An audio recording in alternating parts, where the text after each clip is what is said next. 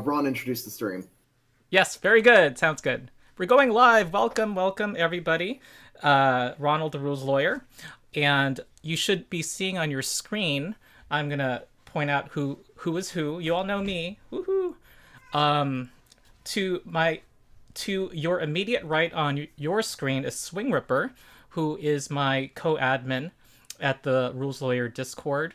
Essential a co-admin who also has his own YouTube channel on Pathfinder 2E and other strategy games. I'm sure he's going to branch out. People should subscribe to him.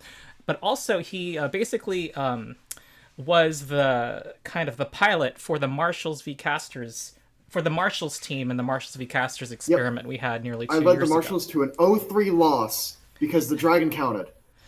Yes, so that's something we will cover today. And then the remainder are players in my Fist of the Ruby Phoenix campaign. Darien, is this what it is like to be a spellcaster? Darien, um,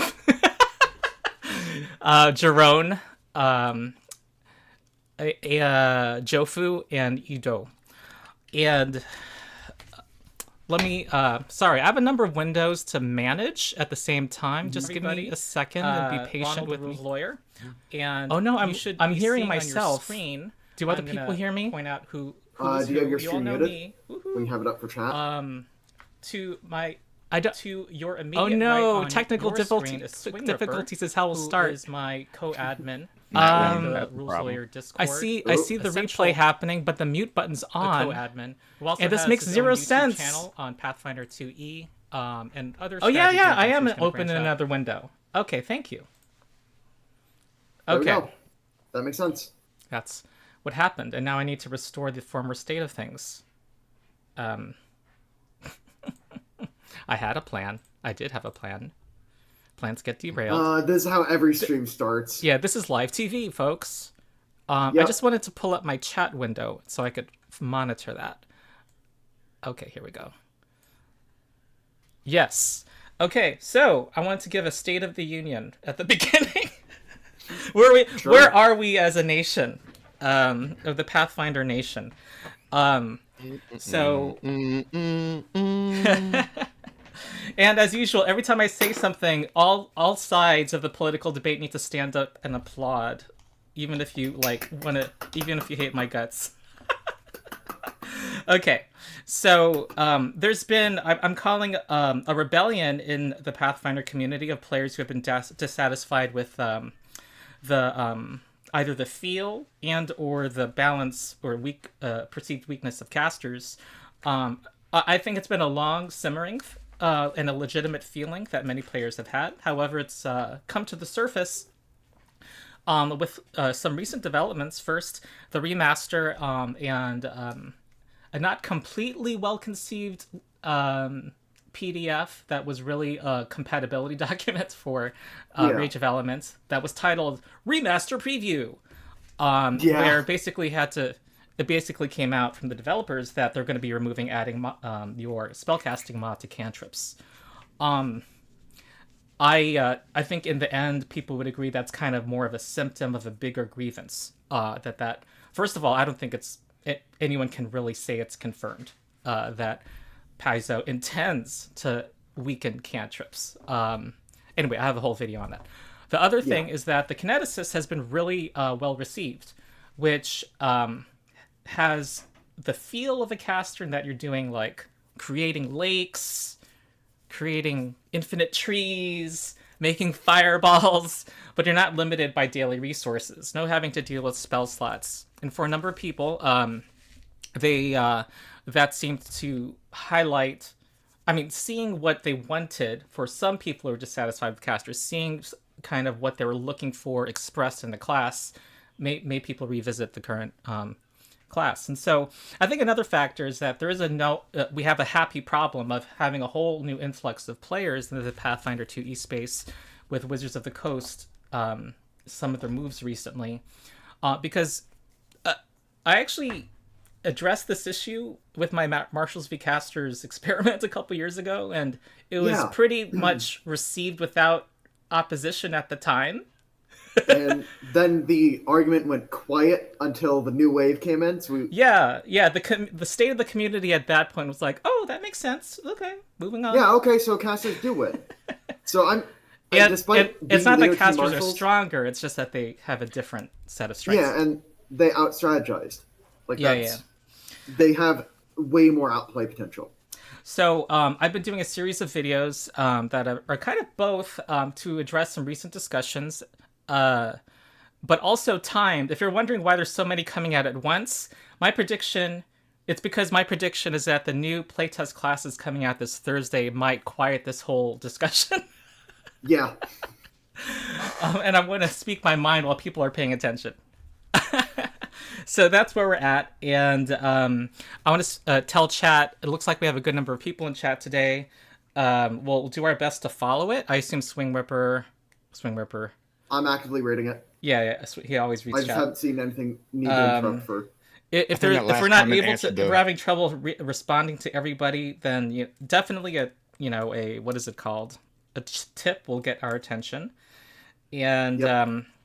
I also want to point out that Jerone and Jerone and Ido and Swing Ripper were part of my, I'm calling it our Pathfinder 2 Advisory Council, where I consulted them and we brainstormed together a set of ideas for my How to Cast Your Good video that comes out this week. And that brainstorming discussion was maybe my favorite chat that I've had. It went beyond the scope of just here. What are some specific tips for people who play casters? And that's an exclusive video on my Patreon. But also, we also brainstormed ideas for another video coming out this week on if your table chooses to buff casters.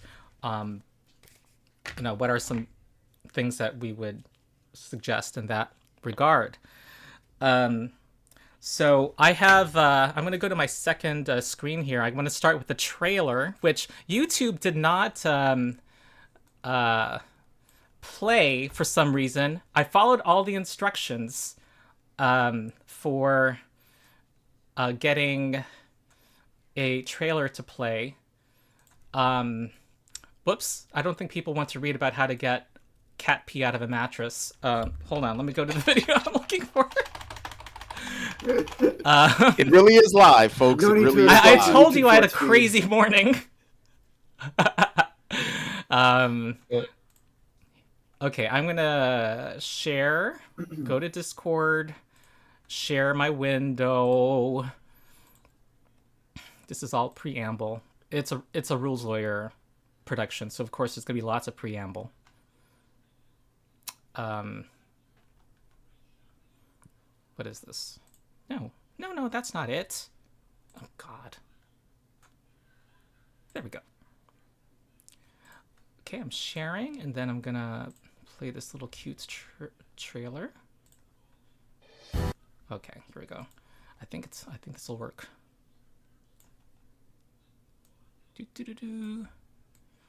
And yes, I do have. Oh my God, this is embarrassing. People know that I have an abs workout showing up in my recommended. Everybody wants abs. Everybody. Okay, here we go. It's only 1 minute. All right, you get to go through the embarrassing experience of watching yourself while live. Yep. And if you do not, this is going to be awful.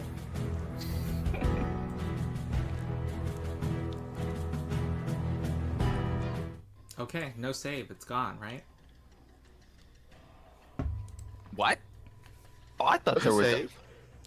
Yeah, it takes checks to get out of the maze. This is one nod to the past.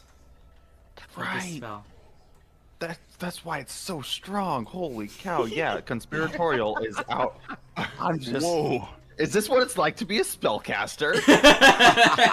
Spellcasters are super weak in Pathfinder. They're like, as far as damage goes, but when it comes to turning the tides of battle, they're amazing. They're super strong. That was insane. Eric. God, this is such a good spell. If you're looking only for numbers and damage, yeah, it's a problem. But what Teru does is so game-changing each go round, each time, it can't be compared. Like every and battle, that's what people don't connect to. like we can just do a catalog of the last 6 battles. I feel like, and just say how Teru is vital to each one. MVP stuff. This would be good content to chat with this particular group. The thumbnail is casters are not weak. Oh my No, gosh. for sure not. No. Okay, there's that, and I think we're ready to talk. Let me get my OBS up. Stop sharing that screen. Okay, good. It's really sad that I I was will- not present at that session where I got the most compliments I ever got in any session. Yeah, I think it's best that you weren't there for that session. I could just see the ego getting bigger with every line there. Yeah, the Wow. bard character has a big ego. That's part of his character. I Just will the character. say that ever since I've started playing 5e as my start of tabletop games, and then transitioning into Pathfinder 2e, I've had a huge respect for casters because I'm like a martial. I like solely play martial just because of the whenever I play casters, I get like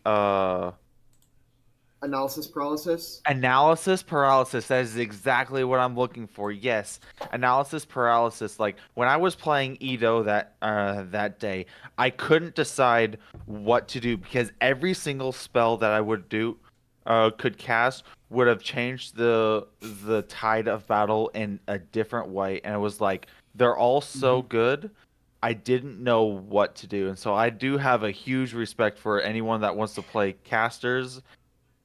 Just because it's like it was way too much for me. Like let me move, shoot, and reload. That's I'm going That to is systematically basically all go I through do. all of the Fist of the Ruby Phoenix players. For people not familiar, it's a level. We're currently level 16, and this is a group that enjoys optimizing the party, and so they do quite well in battles.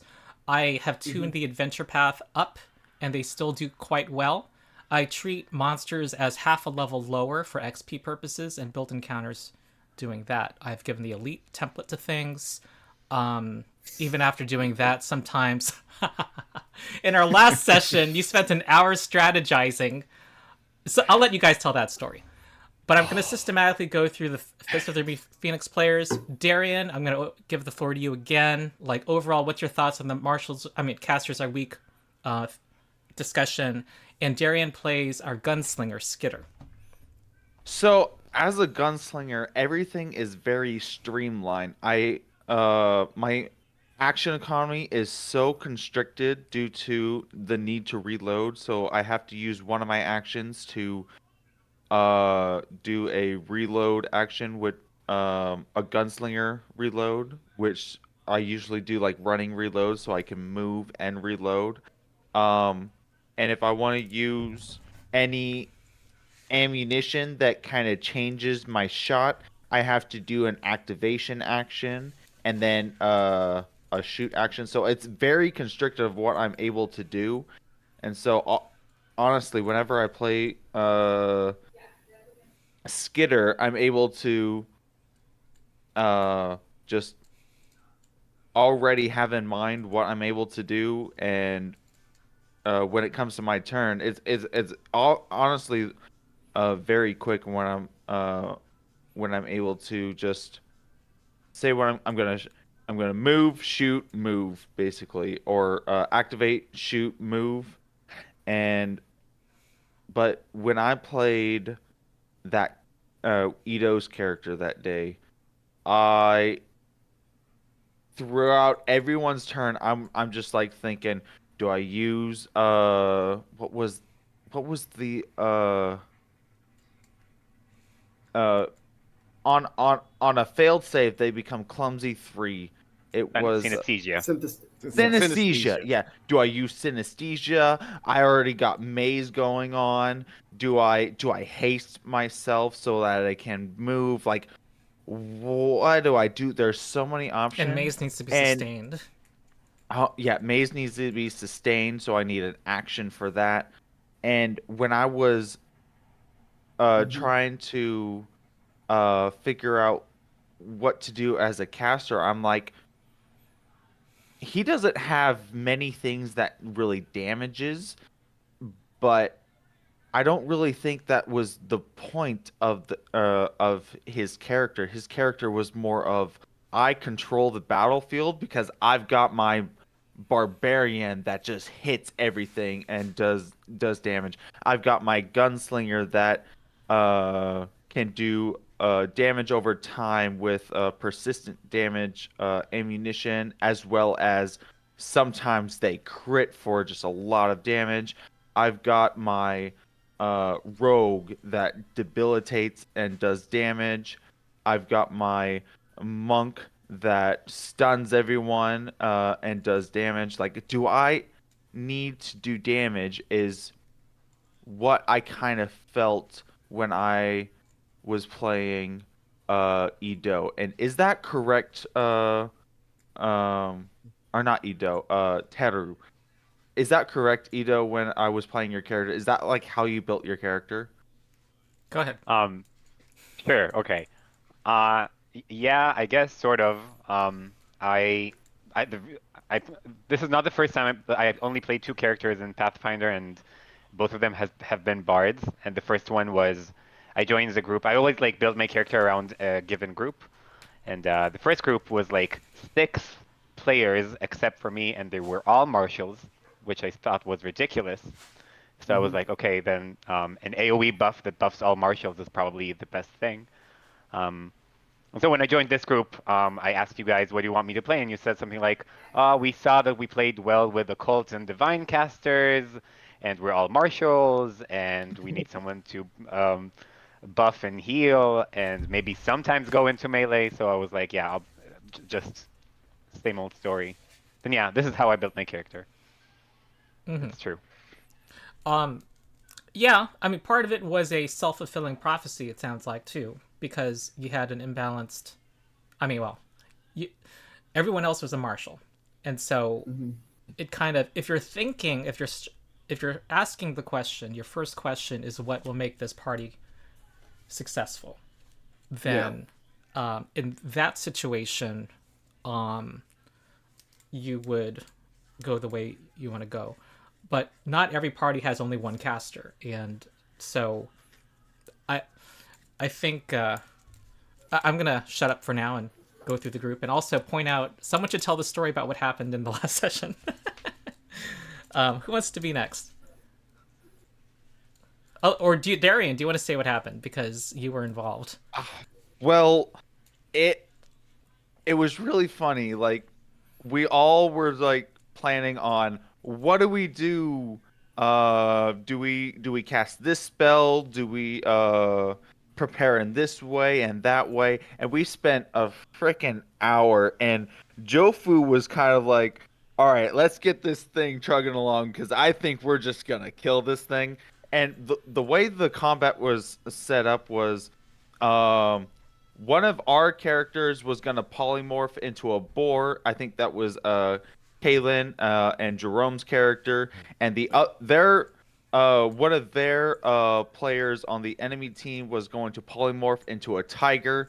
And when one of the polymorphed characters goes down, that's when the combat ends. And so, well, my gunslinger has 150-foot range, first increment, plus triangulate, which ignores the second increment when my sniper duo sees the target. So I have a 300-foot range. And all I did was shoot him at... I had a feat that allows me to shoot on initiative, hair trigger, which is a 16th level feat. And I crit for over 100 damage. And then they moved. I have very high perception, or what? No, it was a stealth roll because I was invisible. So I had a very high stealth initiative. So it was my turn after that, and I shot them again, and they went down, and that was the end of combat. Wait. You are forgetting a couple of things. Don't forget Well, as I well. am kind of Cyrus, summarizing. yeah, Cyrus then proceeded because there was a cascade barbarian. of let's have everybody just use their distance attack. So Cyrus the barbarian and his mega extending rune hit the tiger from across the field, I then forget. Teru was all like, The bard. well, I'm not gonna be, I'm not gonna look bad here. I'm trying to remember what did you use, Transcendental? What did you use at that point? Phantasmal Force? I used the Visions of Danger, my main AoE spell. Yes. And then from there, I cannot remember who Eric, our rogue, did, but similar sort of thing to where when it came down to my character's turn, the only one that didn't have a really big, distance attack, and I'm polymorphed into a boar anyway. I'm just like, okay, well, I guess I will move because maybe we might want to get in the melee with them. Yeah, we never got in the melee with them. And their plan was apparently to get in the melee with us, which was a poor plan in hindsight. They wouldn't have known that because we pretty much abandoned the 1 hour plan as soon as the gunslinger got a crit. At that point, it all went out the window, and we're just going to go ahead and tag the tiger from a distance. And that is how we spent much more time planning the fight than we actually did on Foundry at level 16. Actually having the fight, excuse me. I'm going to point out one response to the clip I played. The main response, a legitimate response, is that Maze is a very high-level spell and reflects, or high-rank spell. And a lot of the complaints have to do with low-level caster play. And they kind of say, well, this is irrelevant. Low-level casters can't do that. So I just want to put that out there as something that's been said. Because a low-level caster has never swung a fight with heal or runic weapon. Okay, so I'd like to go ahead and kind of field that one a little bit, and as well introduce my character if it's not a problem. So they're saying that we only have one spellcaster on the team, and while technically that is true, Kailen and my monk, Kailen, is archetyped both psychic and sorcerer with bloodline breath. So, we have free archetype. Yes, with free archetype. So she is batting and as well a ring of wizardry. So I'm sorry, I should tell chat that the video description has a link to all of the characters for people who want to see. Yes. So she is batting a number of spell slots, which while is not quite the full spellcaster, I can go along with a psychic, at this point. And in playing her, I've had to ask Ronald to let me retrain stuff pretty much from the beginning of the campaign all the way through, which leads to where I would like to kind of go with things. A lot of times as we're having this discussion, it may seem like we're telling people who are having a hard time with casters that it's in their mind. And I want to really strongly say the dissonance you feel is real. It is a thing. As an experienced player, I still had to go through the spell list over and over again until I found a set of spells at lower levels that really worked out well all around. Draw Ire, as an example, I found as one that is unique in being one of the very few ways to give someone a status penalty. But it took a lot of research there. As Ronald has been mentioning very often, the skill floor for casters is much higher. And I think sometimes it might feel like we're gaslighting you because of that. Because I'll often I'm very guilty of, you don't really need to worry about optimization. Come up with a picture in your head and we'll model that picture. And I stand by that for anyone that doesn't have to cast a spell. That is exactly the case. I do not think you have to deal with anything. But as soon as you have to start casting a spell, it gets exponentially harder because you have to there's so many other variables to keep track of. So I just really want to start off with, it is not you. There's a dissonance there. And I don't know how they can balance it because, honestly, if you were to split the classes up into advanced classes and non-advanced classes, every spellcaster except maybe the bard and the sorcerer would be considered an advanced class. They're all much harder. So I just want to start off with that. It's not just you. Remaster cleric, maybe. Maybe. I want to point out that Alchemist has from the beginning been pointed out as an advanced class. Yeah. And it's it's the large number of alchemical items, Yes. and the fact that you don't do direct damage. That's not your shtick.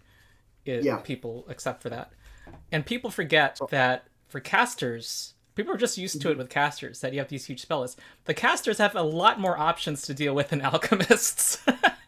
I'm But going to point that out. to do preparation phase midday, which is Yeah. why they're so weird and hard. Yeah, It's just that but people are used to it with casters. I'm just going to point But out like An alchemist is probably one of the most universal classes in the game, and they can change the battlefield just as much as a caster can. They're amazing if you know how to play them. Yeah. A marshal at first level typically has one thing they have to choose, which is specific to their class, which is their first level class feat. Mhm. A spellcaster at first level, if they're a full spellcaster, has 7.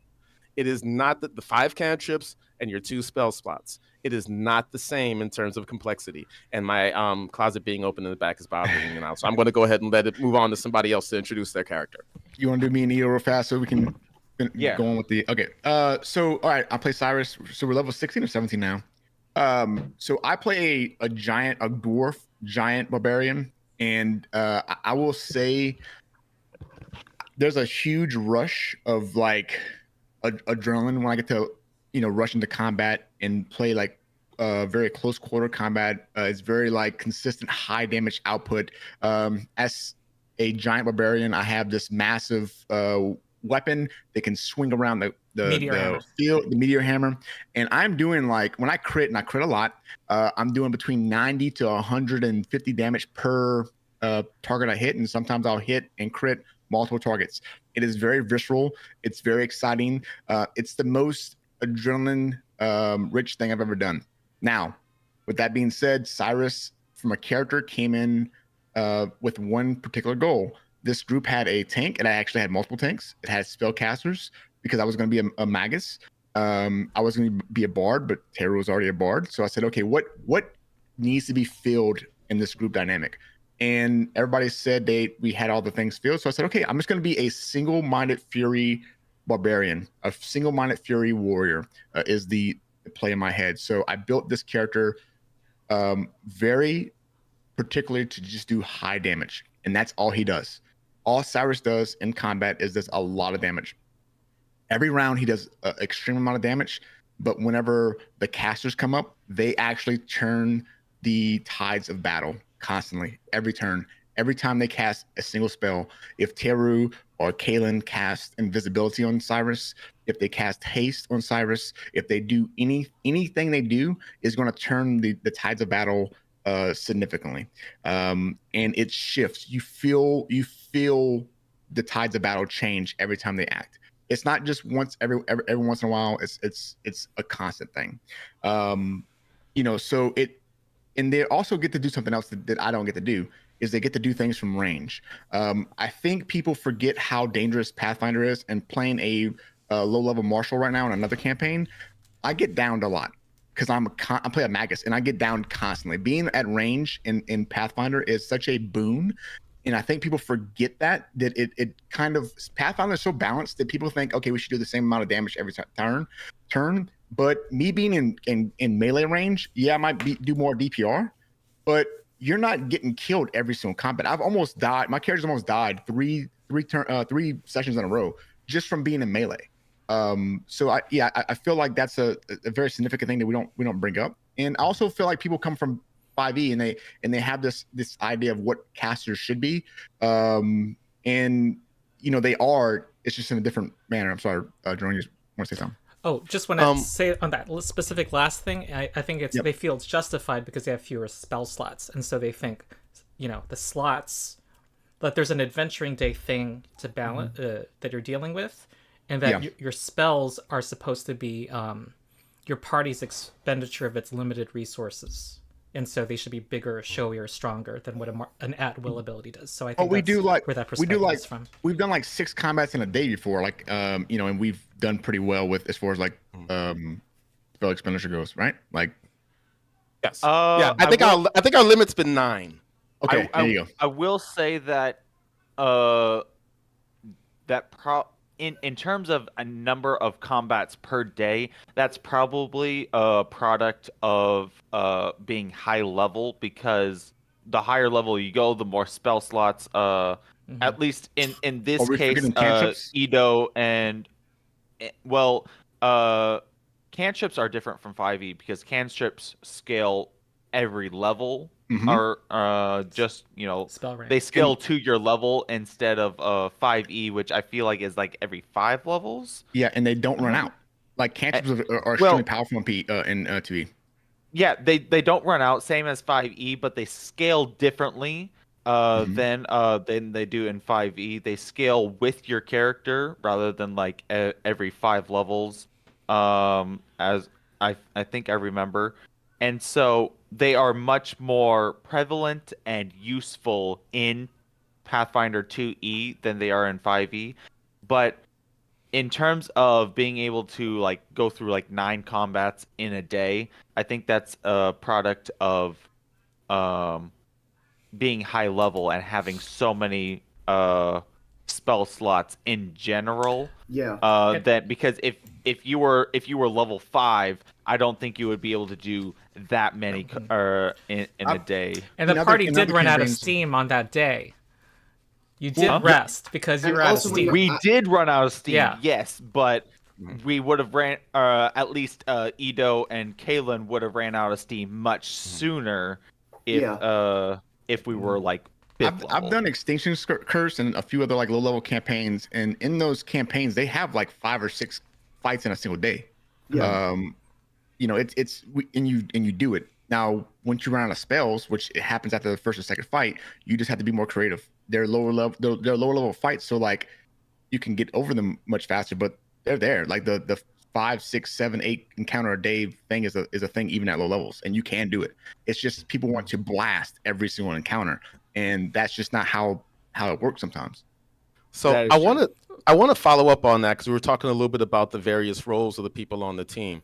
Kailen is a monk on a team with a gunslinger, a barbarian, and a rogue, which means she doesn't do as much damage as everyone else. She's just not built for that. She'd have to be explicitly built to keep up with them, and she's not. She is, however, the easiest by far, the hardest by far to hurt. So the byproduct of this is Ronald ignores her. Now, Yeah. with that said, because she's not gonna be a threat, and it's hard, it's basically wasting Barbarian's resources to whirlwind try to hurt her. striking, so You are protected, yes, not a yes. tank. So her job actually on the team is not damage. If she hurts something, that's extra. Her job is keep everyone else alive. Again, she has three archetypes total: medic, psychic, and sorcerer. So the whole casting spell support is not fun.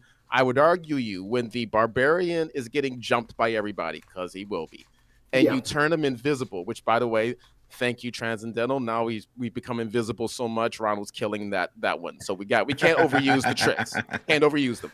But I'd make him invisible. Oh, you're still going to keep going at him. Okay, cool. Dancing shield. Okay. Oh, are you ready to come in and attack me now? Because I'll just keep doing this blur. I can keep going. Because she's set up so that as things are happening, and you've hit him. Okay, battle medicine and soothe. He's back up again. Like the thought here is her job is no matter what, I got to make sure each of our people can eat a crit.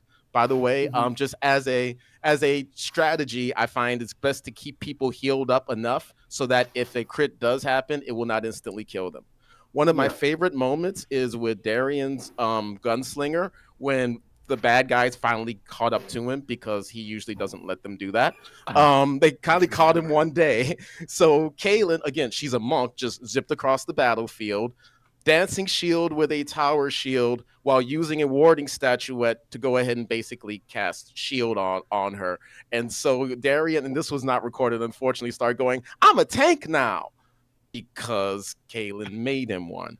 Now, admittedly, this is high level. This is a high level character, but you'll notice the things I'm talking about: dancing shield, blur. These are not high level spells, And I think that's where there is I know we don't necessarily like the support role, but oh my god, support is great. Support is. I think support's really fun, but I might just be weird because I like looking at the math. okay, I'm gonna get to a doe in 1 sec. Response. I wish I said this in the How to Caster video, addressing the not being satisfied with the support role. I've read recently that someone thought of it this way. I cast barbarian. I cast gunslinger. The marshals are their spells. And I thought that was a pithy way to put it. We have a tip from the letter I. Thank you, letter I.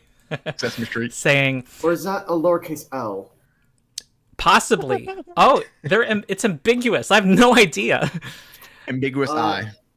You know what? I'm going to say I because the first letter they It's an type I. is I. So let's see. Yeah. I have found PF2 really rewards a focus on how PCs work together, filling in holes. I find the game rewards us, figuring out our strengths and weaknesses and key abilities. Spellcasters fill a lot of holes in and out of combat.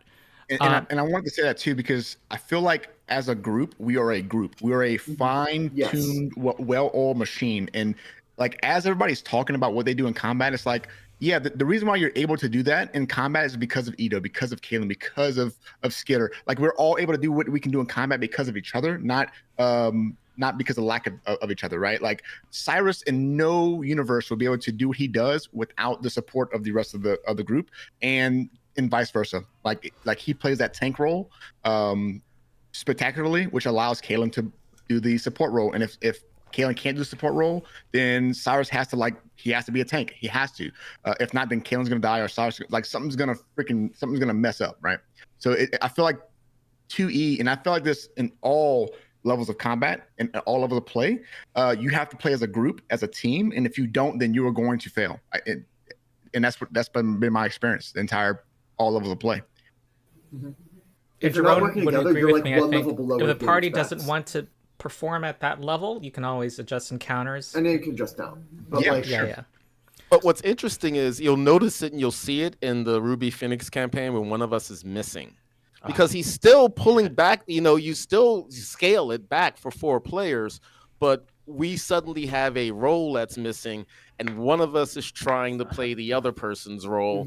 And all of I think any of us that within our team, somebody could take someone else's role, but they're a C+ version at best. And that becomes the difficulty. In 2E, optimization does not occur while you're doing Path Builder by yourself. Optimization occurs in session 0. And that is the sort of thing that cannot be stressed enough. Yeah. Ido, I need to give you the floor. You haven't had a chance yet. Yeah. Our bard The man, player. the myth, the legend. Well, yeah, sure. So hi, I'm Ido. I play the bard, the aforementioned bard. I think I don't think I need to describe our play experience, but I do want to emphasize something that I think maybe we didn't focus on. Is the low level experience of people, which is not relevant for the Ruby Phoenix campaign.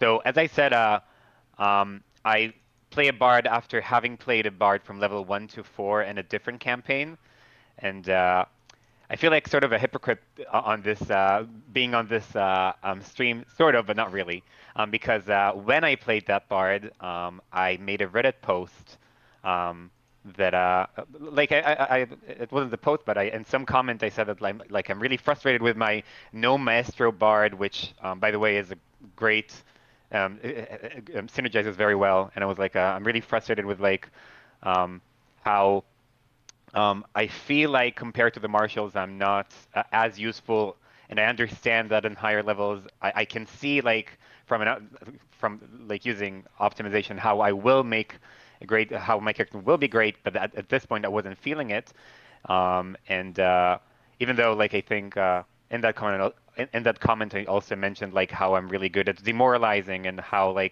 have inspire courage and soothe and other focus spells and other spells, and I think it is true. The thing I came from a 5e perspective where I was a caster that could pretty much do everything all at once and be the best and be the MVP in every combat. And I think what made me change my perspective on when I look back at that campaign, so I think the main combats where I felt really powerful were actually just the ones that were extreme or really severe. and I think the reason for me was like that it's not that casters are necessarily they do have problems in low levels that I can get into, but Yeah. you don't feel their power. You don't feel like you swing the battle unless you like can tell that if you didn't cast that spell at that specific time, we would have just TPK'd. Yeah. So there were like several extreme fights where like there was a fight where everyone lost their HP, and I was like, we were level 3, and I was invisible and prone, and I had 3 HP, and I like used calm emotions to put like one swarm at bay, and used illusory object to create a wall to protect the team from another thing, and just cast soothe on people that were all at low HP while being invisible and also at low HP. And all the monsters were like stumbling around trying to figure out like what to do about the wall and the invisible and me being invisible, and so that fight was like extremely fun for me. There were also other combats where like again they were very extreme, and I could see how my character swung the battle in our favor. And when I look back and just analyze analyze some of those combats, and just started paying attention after reading that Reddit post, I saw that even if it's not an extreme combat, I do have a great effect if you like count the amount of damage done indirectly through flanking by summons and inspire courage bonuses and demoralized status bonuses, status penalties. Yeah. Then it's really significant. Just It adds up quick. Yep. Like, these things that look insignificant that casters can provide, that a lot of players go, ew, that's support, it doesn't matter, it's their damage. No, if you actually count up, you're doing pretty equal, and then you also then have this burst option from spell slots early game. Like, at low levels, I don't, even though, like, Inspired Courage is not necessarily a spell slot that you have to worry about. It is a bard caster Class gimmick. it's a class thing that the bards do, and that's a caster feel, at least for the bard. That 5% for all checks, it cannot be ignored. And As also, for it's plus as one for on a, hit damage. yes, and as for a marshal, who's looking for any opportunity to increase their attack roll, especially as a gunslinger with expert proficiency, that allows me to crit. It is Edo that allows me to crit as much as I do. And playing a gunslinger has really shifted my my thought process on what damage or how you should apply damage towards or for marshals. And I've really been going head first into the persistent damage with my ammunition, just because as a gunslinger with expert proficiency, right now legendary proficiency, I like hit on a 2, I feel like, at least. Yeah, 3 or 4. Yeah, we crit on Yeah. 13s. Yeah. And so I will always be hitting on and applying those persistent damage, but I do need my my bard to be able to set the stage in order to be able to crit, in order to be able to do what I do as a marshal, because I've also built my character unoptimally to be able to for a bit of fun, like very squishy, 0 in constitution. There is no keep Skitter away from being critted.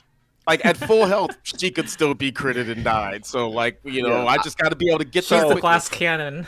I've got what is it? I've just breached 100 health like last level. Yeah, me too. Where everyone else has 200 health. 300, So please. Thank you. I think Optimally, go So, ahead. optimally- I like to keep Skitter within like 2 strides of Kailen, so that in Yeah. the worst case scenario, I can get to her with key rush, battle medicine, and then battle medicine exception, the battle medicine again. Yes, Darien, I have already come up with the battle plan for worst case scenario. I think one of the key points yeah. too is a lot of people need to understand is caster damage is not quantifiable like a melee or martial damage is. Yeah.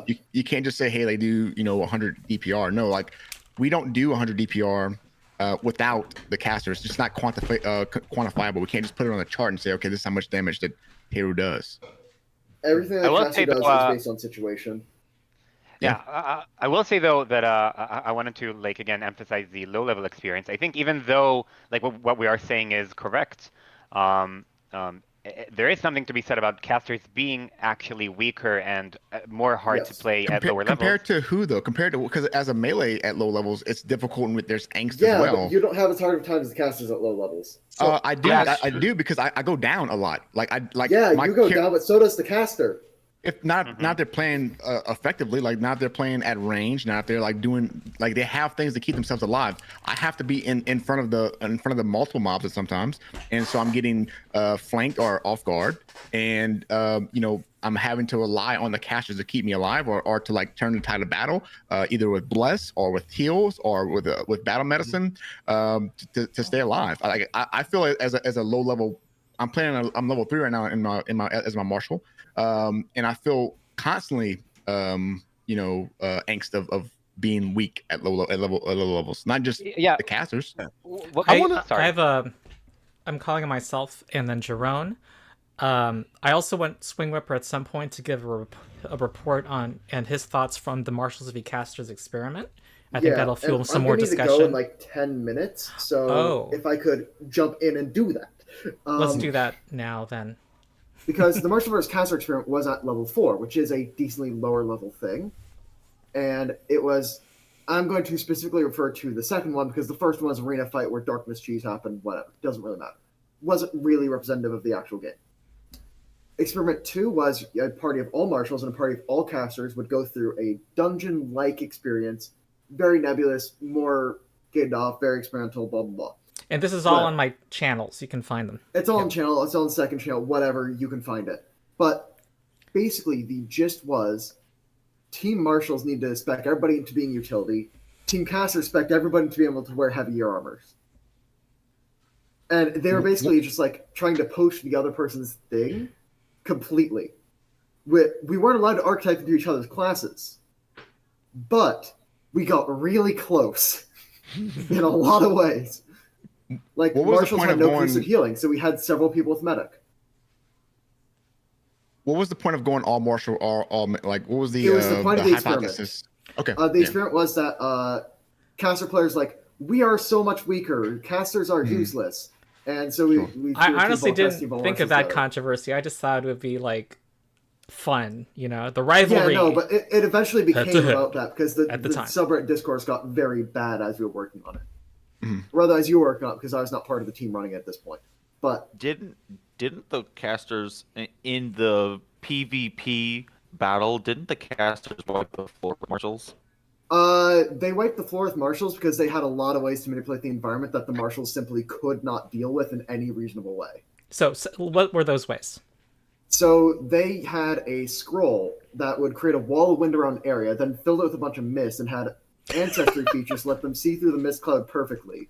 And then they were able to target the Marshals with spells through the mist cloud because those are not projectiles. What level was this? So we could not shoot in with arrows. They were level 4. Okay. We can shoot with arrows. We couldn't run in there because then we'd be concealed and they'd beat the crap out of us. Also, our theory of attrition through the previous fights didn't really play out because they were so good at saving the resources. Tower shielding and just saving resource, going in, using cantrips, using focus spells, just going through, bulking it out. The Team Casters played incredibly well. Team Marshals need to build a very balanced team comp because we did not know what we could be playing into, so we need to be ready for everything. It was a massive argument of who would hold the torch. we had to make a specific character to hold a torch. That tells you how many issues an all-martial party would have. And the torch blew out. And the torch blew out. We had so many issues that would be non-existent if any of us could dip into a caster at all. Mm-hmm. You want to talk about the dragon? There was no range healing at all on Team Marshals. We got wiped by the dragon because we had no way to pick ourselves back up with efficient healing. Like, it was bad. And the casters were killed by the... Mind you, they didn't have the front-load damage in order to actually put pressure on the dragon, but they lasted like 5 extra turns on the Marshals because of the amount of healing they had. I cannot stress how well Team Casters did in that event. Okay. Any questions, comments before Swingwhipper has to go? So, and that is a decently low thing. Level 1 and 2 casters are a little bit rougher because your list of like really, really efficient spells is so much shorter, but they're still very, very strong. And one question I have, because I see it getting brought up a lot, and like actually it's one of the crux of this conversation is low level play. If it's your first campaign, you're coming from 5e, a lot of people have, and that's fair enough. Yeah, start level 1, level 2. Outside of that, what purpose? Like, why does everybody assume we have to start at level 1? Why not start level 4? Because I feel like at level 4 or level 5, you open up so much, and it's not like 5e. And I'm not hitting on 5e, but I've played a lot of played 2 campaigns above level 10. In my opinion, they're not fun. The game is solved at level 10 for 5e. Yes. In 2e, it is not solved. There's a lot more things going on, but it's not solved by any means. We spent an hour in combat because we had no idea what was going to happen.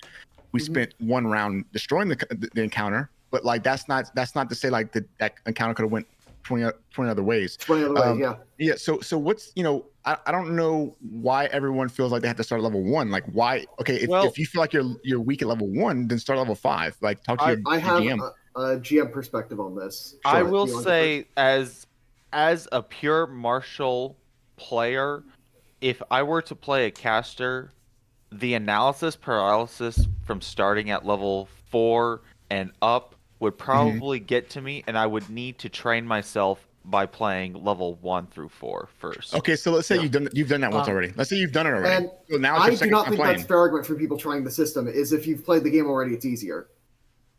Say that again. I'm sorry, I don't understand. Your argument is if you've played the system before, it's easier. But if people are trying the system for the first time, like.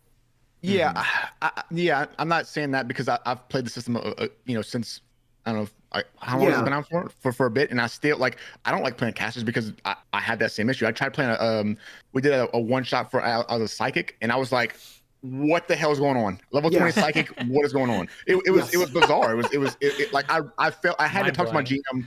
Yeah, I had to talk to my GM for like an hour, 2 hours. Sorry, good. Oh no, I just want to say that our how to buff casters vid, I think that we're planning helps address this. One thing is flexible spellcaster at level 1. Yeah. Also possibly using some adjustments at the early levels. It is tougher at the early levels, but level 1 is everybody, marshals and casters, are learning the system, and one can make choices that are based on assumptions from other systems about your build, and then you find out that they're also on the previous topic. I still have a note, and that note is that if you are trying out the system, I've had players' eyes gloss over when they start picking skill feats. And to delay that until they have gotten a taste of the game is probably a good thing. So that way they aren't having to, even as a marshal, pick 7 things right before they get to play anything. Because I've had players' eyes gloss over by the end of level 1 character building. My conclusion from the Marshals v Casters experiment was that because both teams failed against the dragon, and because it's a team with game, one character from the other team. Yes, and because it's a team game, it kind of doesn't make sense to say one is weaker than the other. Now the subjective feeling and also some troubles in the higher skill floor are things we can't address, but on an objective level, the question. But why are we ignoring? I think so. The I think the crux is like, hey, we can't have a blaster. Is that that's the biggest issue Oh, I want at to low speak level on that too. because I've played a gonna psychic hop at off, level I need to 20, but go. I've also played a psychic as at at low level psychic, they're blaster. I don't know why. I don't know what the issue with that is. Like you can build a psychic to be pretty powerful at level 1. Yeah. I want to say that my videos recently kind of are giving the impression like you have to give up on blasting if you're a caster. When You have to give up on anything as anything, and that's what that was my original opinion was. As Cyrus, I give up everything to be a blaster. I'm weak. My AC is low. I can only do. There's 2 things I'm good at: athletics and hitting shit. That's the 2 things I'm good at. Everything else I'm weak at, and I have to rely on everybody else. So like, just say like, yeah, you have to give up other things to be good at one thing. Yes, that is Pathfinder 2E. Yeah. This is And I not. was This is gonna- not. Yeah, and But and that was kind of what I was going to say, that you have to specialize into the blasting and give up Yeah. the other things. The assumption that you can be those other things while blasting is not going to work in Pathfinder. And someone it's in not my fair. comment section made very extensive posts in Reddit that I'm going to share in my next videos, where basically they made builds that's level 5 builds, which is supposed to be the pain point when casters are still trained while marshals elevate to expert, where casters are actually exceeding the marshals, the ranged marshals, in single DPR, using, if they're focused entirely on blasting. And the psychic was an example. Dangerous sorcery. There's a number of builds. Granted, after a few fights where they're novaing, they're less than the ranged marshals, but not much less. Right. And that's what they found. So, I'm trying to correct it in my re-uploads of tomorrow's video. So Mathfinder I'm, said they ac- made I'm those actually comments. reading. I'm actually reading this stream's comments, and Mathfinder is actually talking about how wizards, druids, and sorcerers can be built to be blasters. It's just you give up everything else in utility, and I think that's absolutely correct. It's really hard to spec into both. I want to do damage as well as I want to change the landscape of the battlefield. Those I think are just 2 different things. Are we assuming that And that's not fair? Or is it like Well- is that the assumption that they should be able to do both? hold on, Well, guys. I think Whether that's- it's I don't think so. Yeah.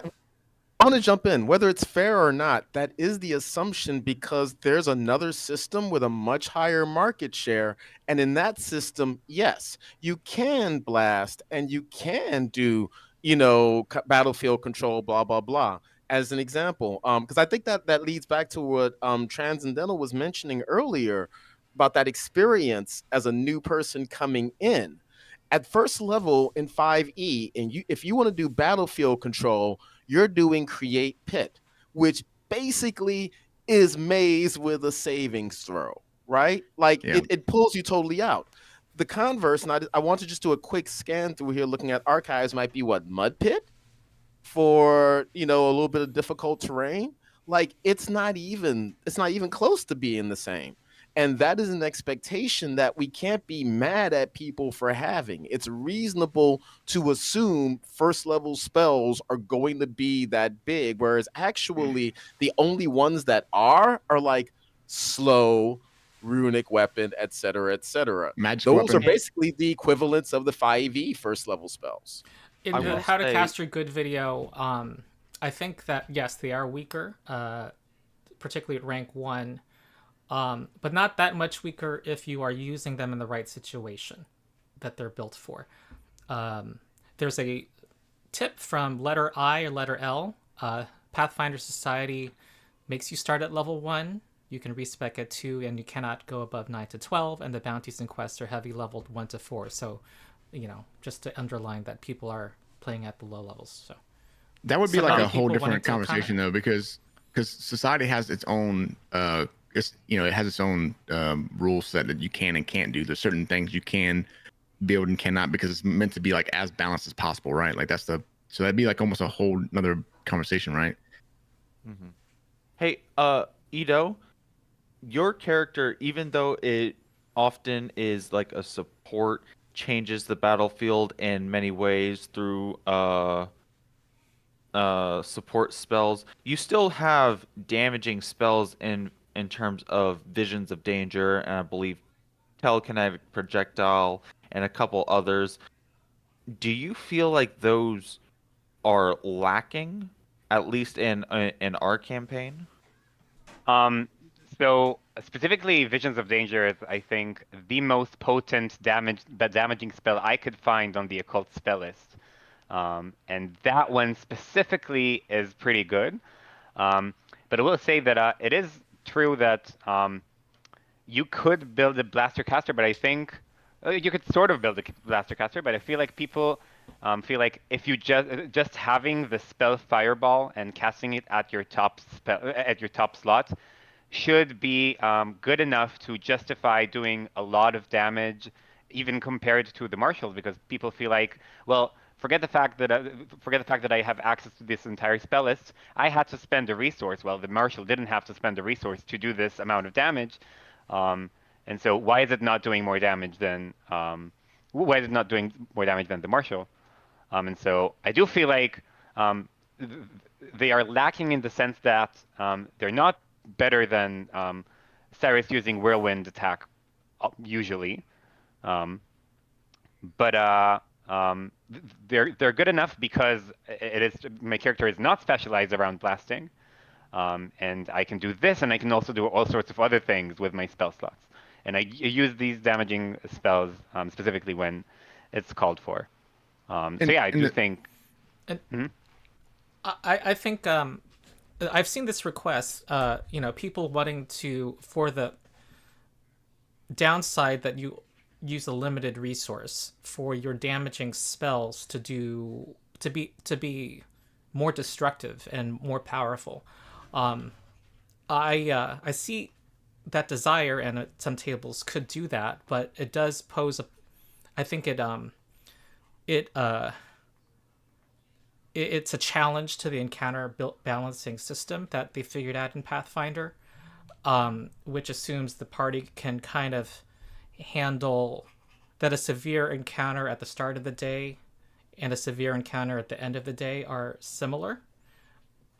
If you are going to give casters spike DPR and AoE DPR, that could, lead to more of the adventuring day, the need to have an adventuring day and, populate it with fights so that the casters don't do Nova the fights and stuff, which the GM could adjust with building the encounters to expect that and then weaken them over the course of the day or account for the fact that the party's losing resources. But it does mean a less GM friendly system, I think.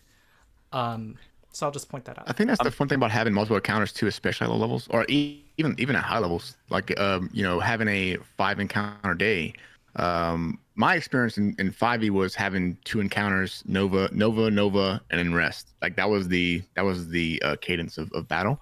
In 5e, I feel like part of the excitement for me, at least, is having that 5th encounter where, hey, you've already used, even as a marshal, you've used all of your things. You've used like you can only at that 5th encounter, and it's a boss. You have to use your resources. You have to play differently and together in order to beat this encounter at that last point.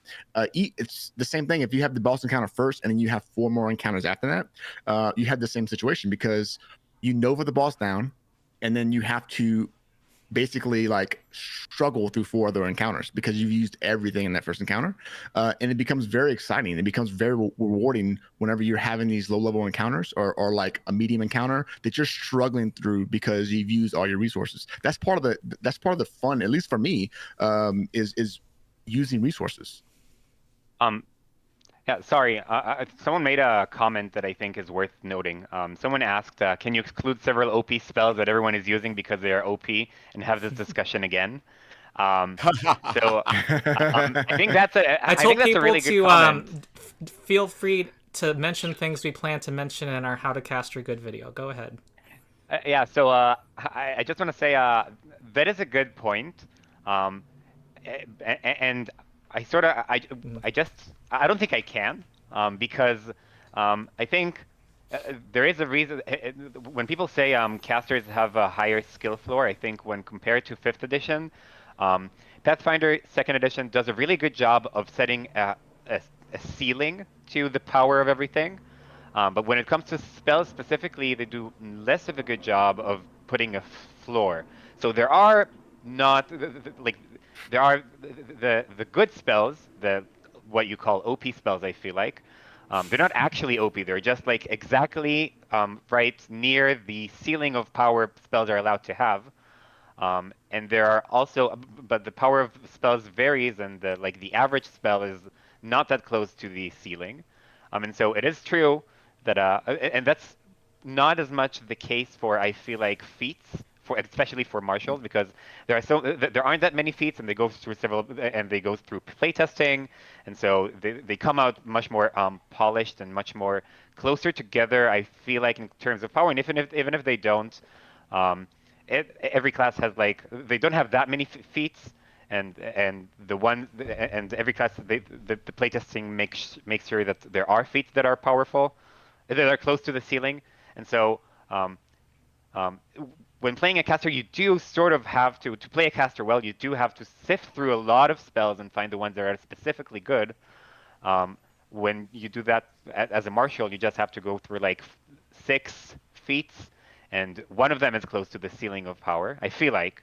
I feel like you're not correct on this one. On this one, like there's like because it depends on how you're building your character. Like you're assuming as a marshal, like okay, there's. Let me backtrack a little bit. So, in as far as like things being OP, the way I know things are OP is if everybody chooses it. So, like in 5e, lucky and great fighter mastery. What is it called? The one that gives you +10 to your damage. Like those are OP. You know why? Because everybody uses them. And in 2e, there's not a feat as a marshal that I know of that like, oh, you get this or you're not good. Like some marshals don't even pick up attack of opportunity. Go ahead. I don't know. I think he might have gone a little bit past this point. Here's how I would describe this. I don't think it's hard picking out your first level barbarian feats to figure out that sudden charge is much better than acute vision. Like Right, that one's going to be easy. That Sure. gets back to that whole little. It's a lot harder. Just look at your stuff. It's hard to mess it up thing that we usually say for marshals. To tell somebody, the person asked about the OP spells. I think it's easier to explain why, and then from there explain. Slow and fear are often tossed out as spells to take, and I'll throw draw ire in for this reason. They have things that you want if the person succeeds at their save. So what you really want to do at first level, if you want to find the OP spells, look for the ones that have a success effect for which you would be pleased if that happens. Why does Kailen have draw ire? Because it's a status penalty to attack anybody but her. And the thing I want to have happen is, please come and hit the monk I know you can't hit. So like that, that's how I'm judging it. And that's how I think you'd have to judge it. But that takes a much higher amount of skill to analyze the spells for their, success condition than it is to go, I want to run twice and beat the crap out of something. You know what I'm saying? Like it's really hard to compare these things, and I really think we have to stress that to people. Where does this even come? Like, where did this come from? Like this casters a week? Like, because I'm just curious from first principle. Like what assumptions are we making from first principles that casters a week? Like, who's making these assumptions, and like, are they assumptions we're making, or are they things that we know that are true? Part of me Create feels pit like versus mud pit. Go ahead. So- Go ahead. I'm sorry, Darien. part of me feels like this is a result of the 10 plus 10 minus crit system, because the damage in 5e, believe it or not, is balanced under the mathematics of it is balanced under, you got a 5% chance of crit, 5% chance of crit fail, and then success or fail between that. And so when I'm casting Fireball, Fireball in 5e is 8d6 in a 20-foot radius. On a fail, they take full damage. On a save, they take half damage. the only time they take no damage is on a crit success save and double damage on a crit fail. And that is 5% each time. Mhm. Now, let's say you're in 5e or you're in Pathfinder. It is 66 damage. And then, but if you cast it on someone with a low reflex save, they have you might have a 10% or even 15% chance to crit. But if you cast it on someone with a high reflex save, then that goes to 5% chance of crit, but a 15% chance of your spell doing no damage. How is that different from having an opponent with low AC and high AC? The reason why I feel like it's different is because oftentimes when you are it because if you hear that in 5e it does 8d6 damage, in Pathfinder 2e it does 66 damage, because I believe the game is structured in a way that assumes you're going to try to find out the best save against your enemies, and you're going to cast spells accordingly. And so the reason why I feel like it matters is because when you cast Fireball against an enemy with a low reflex, Mm-hmm. the crits are going to do double damage Mm-hmm. against multiple opponents. And so I think the skill of casters versus the skill of marshals has to do with understanding fortitude, will, and reflex much Mhm. more than just Cyrus go hit. Sure. You know, Just Yeah. one corrective. I thought I misheard you, but then I think chat said there's no crit fail against a fireball in D&D, and no crit success. oh, Yeah, that's there a is. Pathfinder Yeah. exclusive. But Okay, so but on my I think bad. there's a But on yeah. Jofu's question, I think Every- it's a combination of three things. Like, why is there this perception that casters are weak? Sure. One, the strength of spellcasters in recent editions of D&D and first edition Pathfinder. Two, the higher skill floor.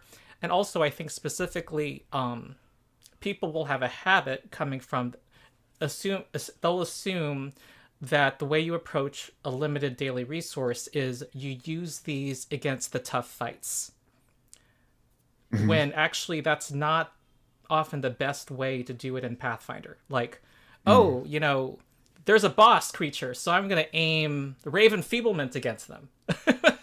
And not thinking beyond that, just thinking, oh, this is the time to use my best spells, when that may not hit the boss. Also, your damage spells, like in 5e,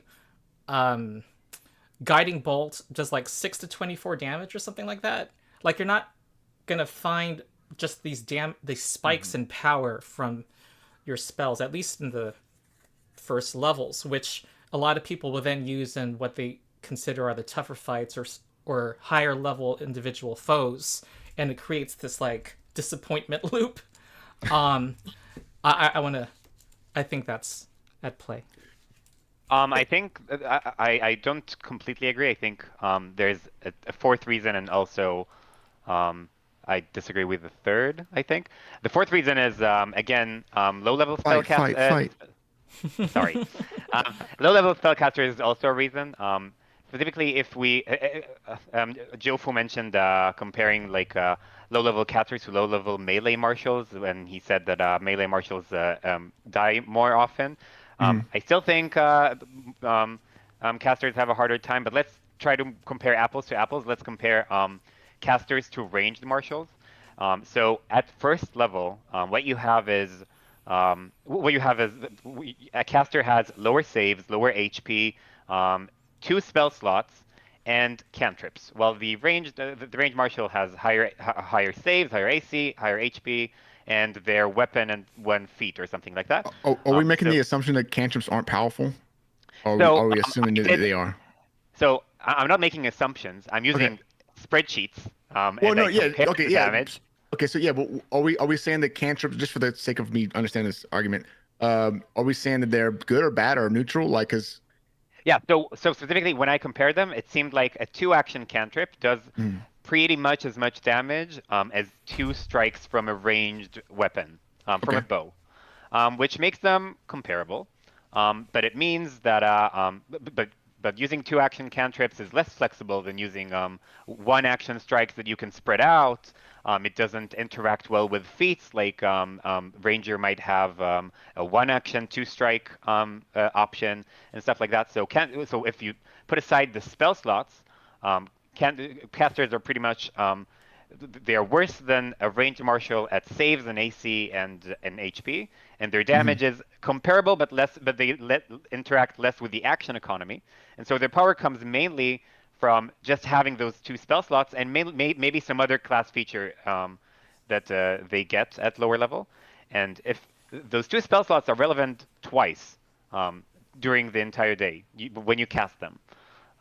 And if you don't do it correctly, or you just have a lot of fights per day, then you genuinely will be weaker than, like, if you don't use a spell slot at all, or if you you had 3 fights and so you just couldn't use one of your 2 spell slots for all 3 fights, and that third fight you're gonna be weaker than a ranger. It's just gonna sort of be the case.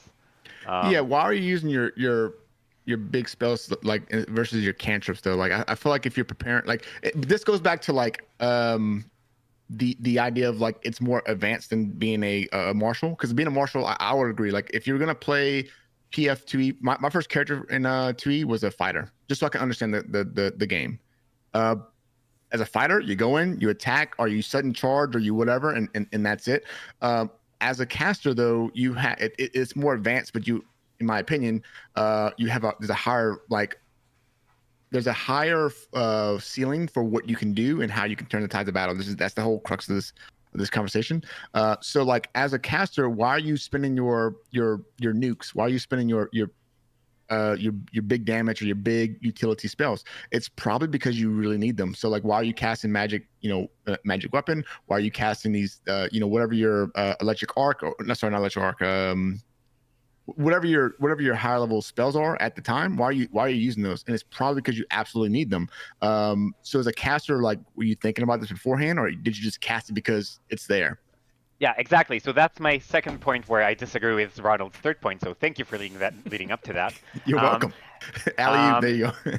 So I think the power of casters, like when I play a caster, even in like the Ruby Phoenix campaign, you can see I use electric arc every once in a while, and I use my fists, even though I am not as good a marshal. I'm a lesser marshal than Kailen, and I deal less damage. And Kailen deals less damage than all other marshals. Then might sound ridiculous me using electric arc and flurry of blows, but the reason for that is I think of the limited resource of spellcasters as like I use my spellcaster to make the game more the difficulty of encounters feel like more smooth for my martial team. So when it's an extreme encounter, I use my heavy spells to make it a severe or a moderate encounter, and when it's a moderate encounter, I just don't do anything. I just use electric arc and I use my fists, and I don't waste my resources. So the power of casters actually comes from, in my opinion, spending those resources exactly when the party is going to TPK if you don't, and then you also help your party and you feel like you've helped your party. I'm not like sure as I'm well. disagreeing. Like, I agreed with everything you were saying, so I'm not sure what the disagreement is. Like, I do think that low level play, there is they part of their decision to stick with some D&D traditions was to, okay, they both nerfed casters in general, Pathfinder, but also kept some of the exponential growth of the casters and the big jump with third rank spells. Those low level spells are weaker. I wouldn't be against another pass on first and second rank spells to give them a boost in some In what manner though? Like what manner? Like how would you change them to make them? Because this is my opinion. If something gets if there's an OP spell, then everybody's gonna pick it, right? And I like the fact that there's not an OP thing that everybody feels like they have to pick it. Like Things that are not those auto picks. I would Give those a say boost. there's two directions they could move in to make it a lot easier. I think they are doing both in the remaster. One Like is focus having more spells. No, well, actually, I'm not going to go there, but that also that's a next level help. And when you start looking at, so one of the problems is that if you want to make a spellcaster that's good at something, you have to build towards that, which requires system mastery, which you don't have in other areas. So the focus spell thing is super helpful because it lets you build blaster casters better. Get to that in a moment. Oh, dang it, Jonathan! I lost track of where I was at. Oh, I hate when that happens. I'm so sorry. Go on to the next. You said there was We'll give you the said there floor was to two- think and remember your point, Jerone. You said there was two. Yeah, sorry. Go ahead.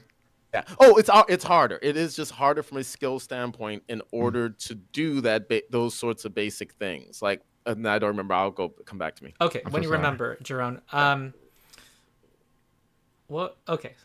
I know I had another point that I'm not remembering right now. I sorry. was reading in the comments, and someone did want to point out focus spells. This is something I have very little knowledge on in terms of flexibility and utility usage, but I do know that focus spells being able to recover their points after 10 minutes outside of combat is super strong. I mean, I have similar ways of doing that in terms of an inventor being able to spend 10 minutes to regain their unstable action, and other classes have a similar focus spell feel, but are like champions. Champions are a great concept of, lay on hands focus spell. I'm curious on your guys' thoughts of unlimited or no limit on number of focus spells and unlimited recharges of those focus spells with the new remaster. How do you think that's going to change the Longer climate? days? Well, first, they are still capped Wait, at 3.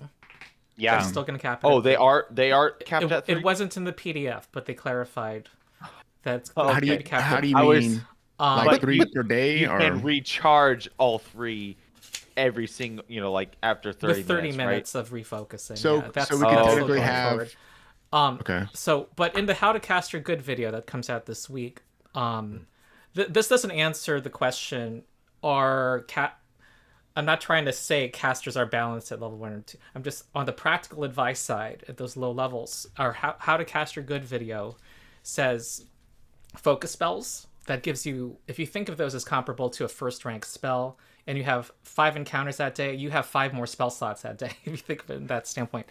Also, Electric Arc, if you're in one of the traditions that has it, and any other cantrips that call for a saving throw that can attack more than one creature, you can do that and do a weapon strike. That's something that Marshals cannot do. That's something unique. Just want to point that out.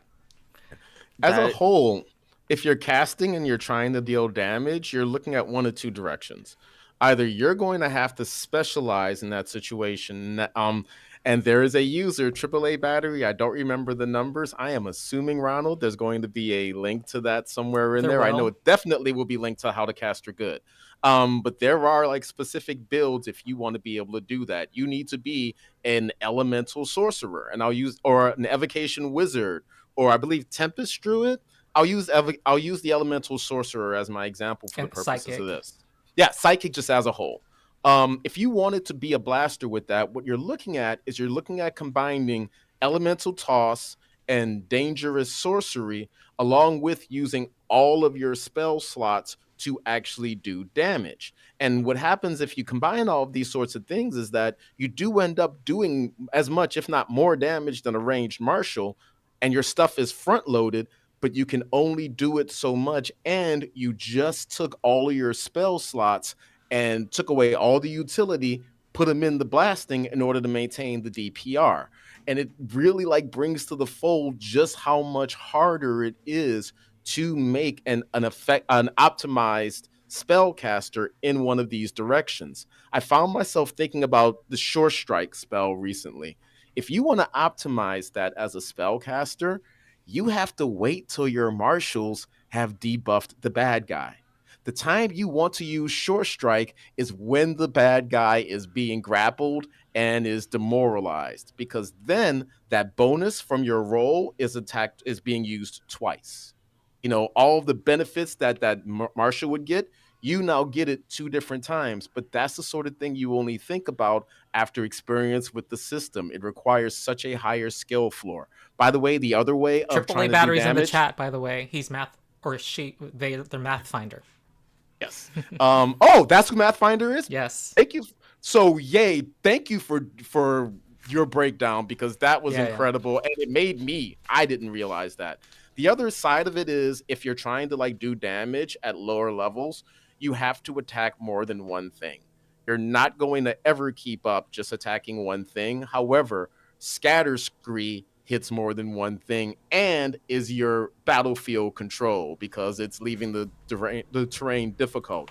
Maybe that Burning Hands isn't doing as much against one thing, but if you can hit 3 things with it, you are doing more damage than your marshal. It's a different way of looking at it, because now you're suddenly looking at all the spells to see, basically, can I add up enough half damage on successful saves to make this worth it? Again, higher skill floor to pull this off, but it is doable. You just have to know, what direction to move at. Okay. I actually have a certain opinion on the kineticist coming out, because the kineticist is like the blaster caster class, that is coming out, where they are played like a marshal, but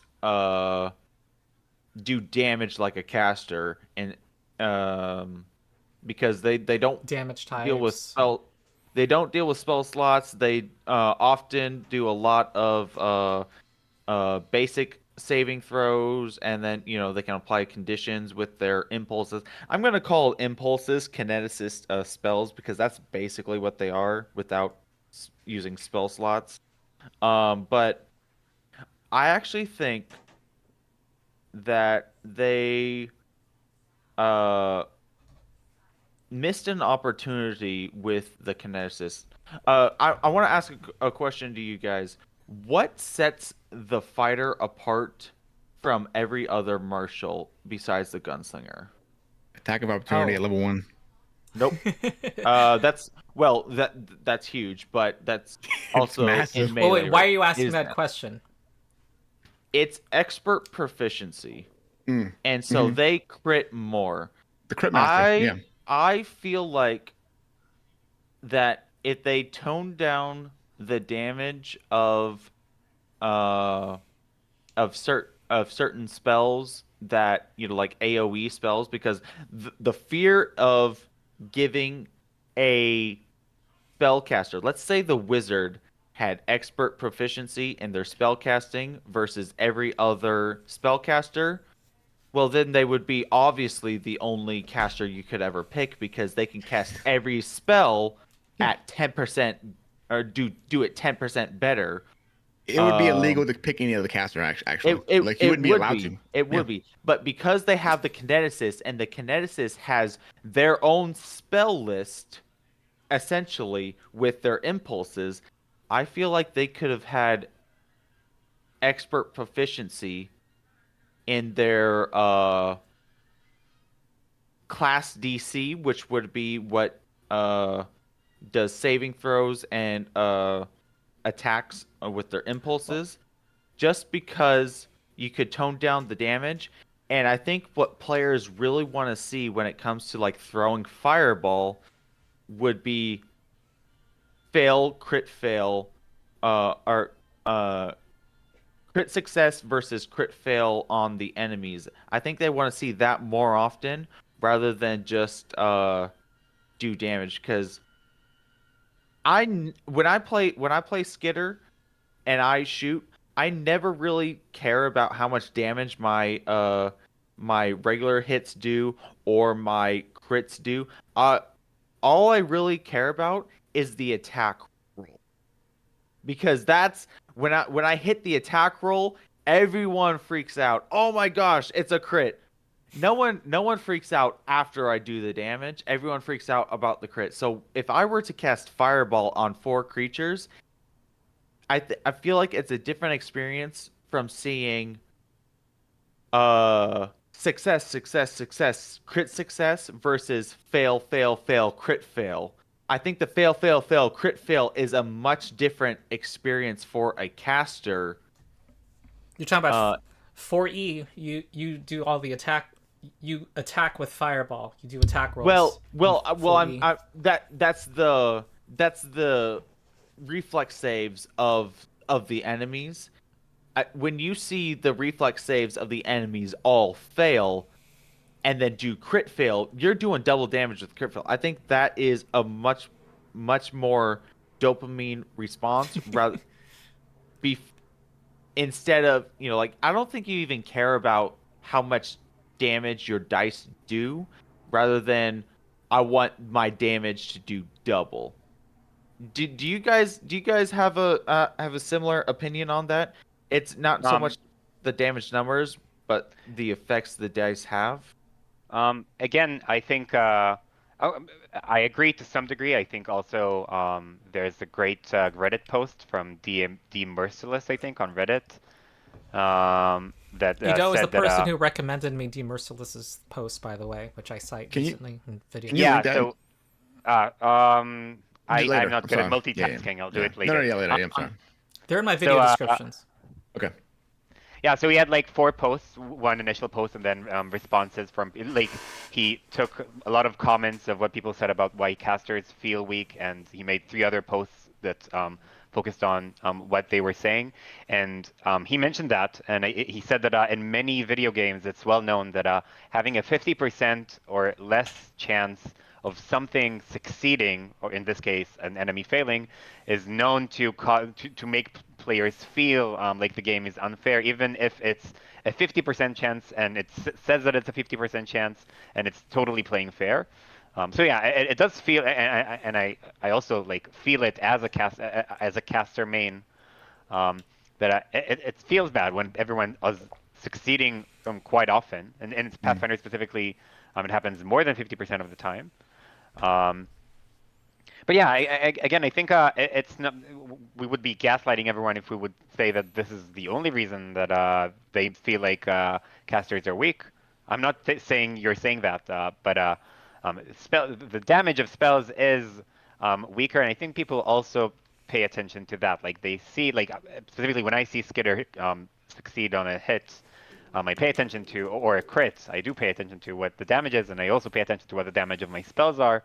So it is there, but I definitely agree that the damage is there, but I definitely agree that the accuracy is quite a big issue. But it's how Pathfinder is designed, and I don't think that's going to change. Right, and I would never suggest that in terms of spellcasters that use the spell list or of Pathfinder, I would never suggest that they have a different proficiency in their spell casting.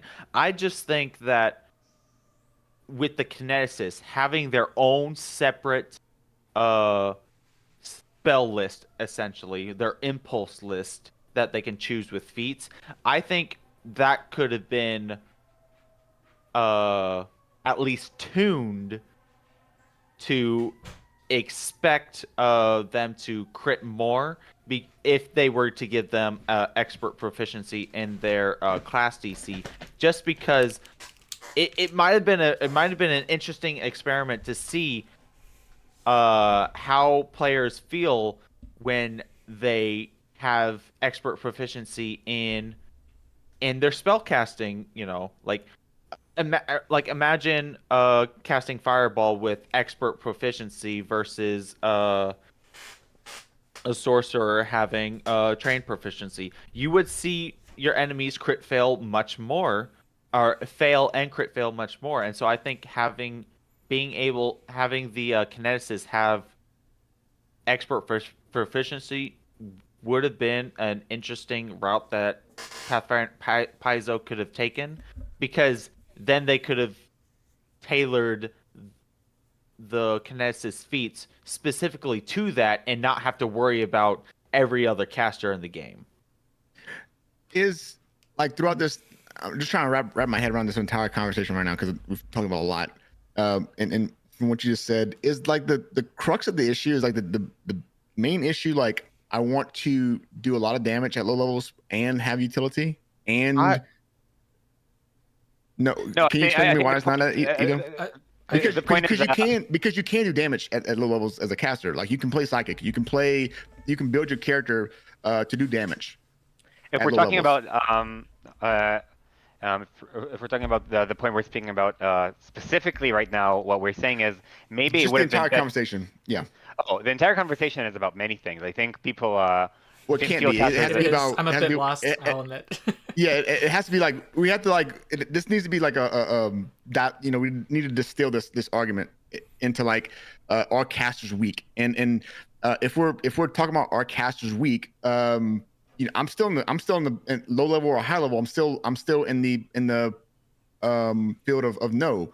I'm just trying to understand the argument of our casters weak from the standpoint of are they weak because, like, why are they weak? I think this should have been something we should have talked about at the beginning, like the idea of this argument. Or are they weak because they can't do damage? Well, no, they can't do damage. Or are they weak because they can't do damage and utility? Because that's just how the argument's coming off from me, at least. Is that not what we're like? Is that not the case? I'm sorry for kind of bringing that back. I hope I'm not repeating myself, but okay, what I was saying was there are, casters are stronger in other editions, and also even if you don't play a previous D&D game, I think there's a general cultural expectation that magic is kind of, and the fact that you only have a few spell slots, that you're going to kind of do something spectacular. Spear. Why does a spear do more damage than a fireball, right? Like or fireball, right? Like that's the idea I've seen a lot. So from there, Joe Fu, though, let's look at what people are thinking about from a cultural standpoint. Yeah. Dungeons and Dragons Honor Among Thieves did the best job of modeling our game than I have, including Pathfinder, our genre, than I've seen in any other media, because the on-level sorcerer, the on-level spellcaster is Simon Omar. Yes. And that is really what should be seen as the expectation. You know, he is not able to blast as hard as the barbarian hits. Yeah. And that is just not the impression that we have walking into it. And yet another thread of the Facebook Pathfinder telling me, 2E board telling me I'm wrong. I asked one day, like, what are the kind of pop culture spellcasters that are able to hit with magic as hard as the equivalent Marshal does with their weapon? Randall versus Bodo. Yeah, sorry. Randall Thor from from which series? Please hook me up on this. Wheel of Time. There you go. Yeah. And it's funny because I went back and I researched, and I'm looking at this dude, and I'm like, yo, this dude's a magus. That's why he's able to do it. He's not a Pathfinder spellcaster. Yeah. Like, you know, that sort of vision that you get from 5e just doesn't occur on us unless you go out of your way to build it, which requires, as we keep talking about, a level of system mastery. And that's where I think a lot of the perceptions are coming from. Yeah. Also, people like me have unfortunately gaslit some people. And again, I apologize for this because I spent years going, you can just build whatever you want. And no, that's not the case. And when it comes to building your character, it almost feels like every character build in Pathfinder has two options that you can do. You can go, hey, I want to do lots of different things and I'll be okay at them, or I want to do one thing very, very well. Yep. And if you build it feels like if you build a caster and I want to do damage, I want to do utility, I want to do support, you're going to be okay at all of that. But if you say I want to specialize and I really want to double down on one of those things, I feel like you're going to have a much bigger impact. I'm laughing in Teru. Yeah, you're going to have a much bigger impact so long as the rest of your party is able to pick up where you left or where you I didn't. agree with the idea, I mean, but Teru, there's the idea of perception Teru involved. just destroys that argument. Sometimes being able to act in different situations other people really value. I feel like that whole like I do agree with that, but it and this is just my optimization brain. Having if there are 5-6 people in a party, you don't need to do everything. It is fun to be able to do that in role play and whatnot, but in terms of combat, it's really difficult to be able to build a character in any system to be able to do everything and then still have 3 and 4 other I feel like teammates. you're saying this, but like Teru and Kailen both are the idea of like they can do a lot of things, and they don't just do them okay; they do them amazingly. Like if we Right. need them to do something, they do them like better than because like I think Cyrus and I think Skitter are kind of built in the idea of like they do one thing very well. Like if we need to do if I need to hit something, I'm gonna hit it. If I need to crit, Exactly. I'm probably gonna crit it. Yeah. Didn't we don't. establish?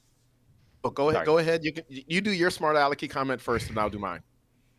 So I wanted to say that I don't entirely agree that it is possible, like, that casters can do everything, like with what Jofu was saying, that casters can do everything and really great. And I also I don't think it's very easy in this system to make a caster. The blaster casters are sort of possible, but it is the system is like built in opposition of that, and I can sort of explain my point. When I looked at the different classes and the different martial classes, then I think essentially everything in this system is mechanical and it is driven by numbers. And when you look at like specifically, let's say the champion has more AC than everyone else, and nobody can beat that because their proficiency scales better. Maybe specifically champions and monks, maybe I don't remember, but some classes get higher. Yeah, they get higher proficiency, and you have nothing to do about that. Barbarians get a flat bonus to their damage. Nobody can get close. Nobody can use any archetype or a class feature to get the flat bonus that barbarians get to their damage. I can't get the fighter legendary attack, like which is annoying. Yeah. Fighters no way to do it. Fighters get higher proficiency with weapons. They're the only ones that get that. You can't replicate it. Casters don't have such a feature usually. Psychic might be sort of an exception, but there's nothing in. So the martial classes. But there's spells each one that of do them, things nothing else can. Yeah. Yeah. So what I'm trying to say is, so they don't get a thing from their class, and they get a spell list, and the spell list can do a bunch of different things. And some of these things they can do, and nobody else can do them. But when you compare specifically the things that are on the spell lists that marshals are also able to, let's say, single target damage, then it would make sense from a game design perspective. And I think also when you look at the numbers, you see that the game is actively trying to make sure that the bonus damage barbarians get, that they are the special martial class that get that, cannot actually be replicated by any other class, including the casters. The casters have the special things casters can do that nobody else can do is implicit, is implied through their special spells that can do special things. But the system makes sure that there are no spells that deal a ton of damage as much as the martial, and there is no class feature that can give you as much damage as a barbarian. So if you are trying to replicate the thing, the single target damage that is special to the barbarian with a caster spell list, then I think you don't have any class feature that can do that, and I think it makes sense that the game was designed in that way, and I also can see that in actual play, that the system tries to make sure that the spell cap for damage, the damage cap for spells was what I meant, also doesn't do that. So it's quite hard to, as a caster, specialize in something that a martial class can specialize in. It's also true for AC. Casters can't replicate the high AC monks and champions get. And it makes sense because the system was designed that way for like marshals versus marshals. Each one has a niche. I'm gonna butt Right. in. I see Jerone's hand, but I think both points are valid. I think Jofu's pushing against the idea that a caster can only be really good at one thing, and what Ido's talking about is that there still needs to be some niche protection for other classes with certain things. Like, we wouldn't want a class that can just equal or outdo anything any other class does. The thing about I want to point out, casters- everybody. okay. I have Jerone next. Oh, sorry. Everyone should click like. I'm going to do the usual streamer thing that gets us in front of more eyeballs. Click like. Okay. Next is Already Jerone, done so. and then John and Jofu. So, Joe, I'm going to push back on what you said as well, just from a different direction. Ito hit it from the Pathfinder has niche protection. Sorry, Pathfinder second, that may be very specific, has niche protection. From the, your question was, well, what game can you, have one person do it all? I think pretty much every role-playing game up until Pathfinder second edition, but most definitely Pathfinder First Edition and D&D 5e and 3.5. Sure. In Pathfinder First Edition, I have made the Sensi Monk that had a couple of dips in the sorcery and the casting feats, and I'm pretty certain I was able to do everything. In 5e, one of my favorite arguments against my middle school students who try to defend it is I can just play a group of, see, Ronald's had these arguments, he understands. I can play a group of druids. And the druid class can do any role. I can be up front. I'll just shape change into the thing. Or if I don't feel like personally being there, I'll just go ahead and summon something to deal with it.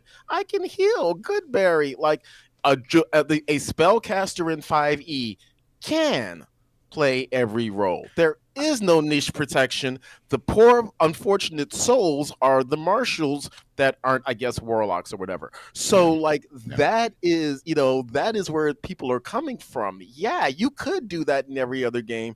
This is the first time we've gone, no wizard, you can't just be anything. I think that's the expectation too. Is a lot of people are coming from, and I've kind of been tiptoeing around this a lot. Is people are coming from 5e and they're expecting to be able to do everything, and I feel like that's where a lot of the angst of this whole conversation is coming from. Is they're like, hey, in 5e I was able to do everything. I was able to, like I said, by level 10 the game is solved. And it doesn't matter what you're playing. It's solved. Especially if you're playing like a paladin, you can take out a Balrog at level 10. Ask me how I know. My players did it very easily, and that was with two paladins. They were just, it couldn't, the Balrog couldn't even hit the players, right? In 2e I feel like you can, like, going back to the conversation about having a niche protection, you don't need it as a prepared caster. I think Mathfinder kind of touched on this.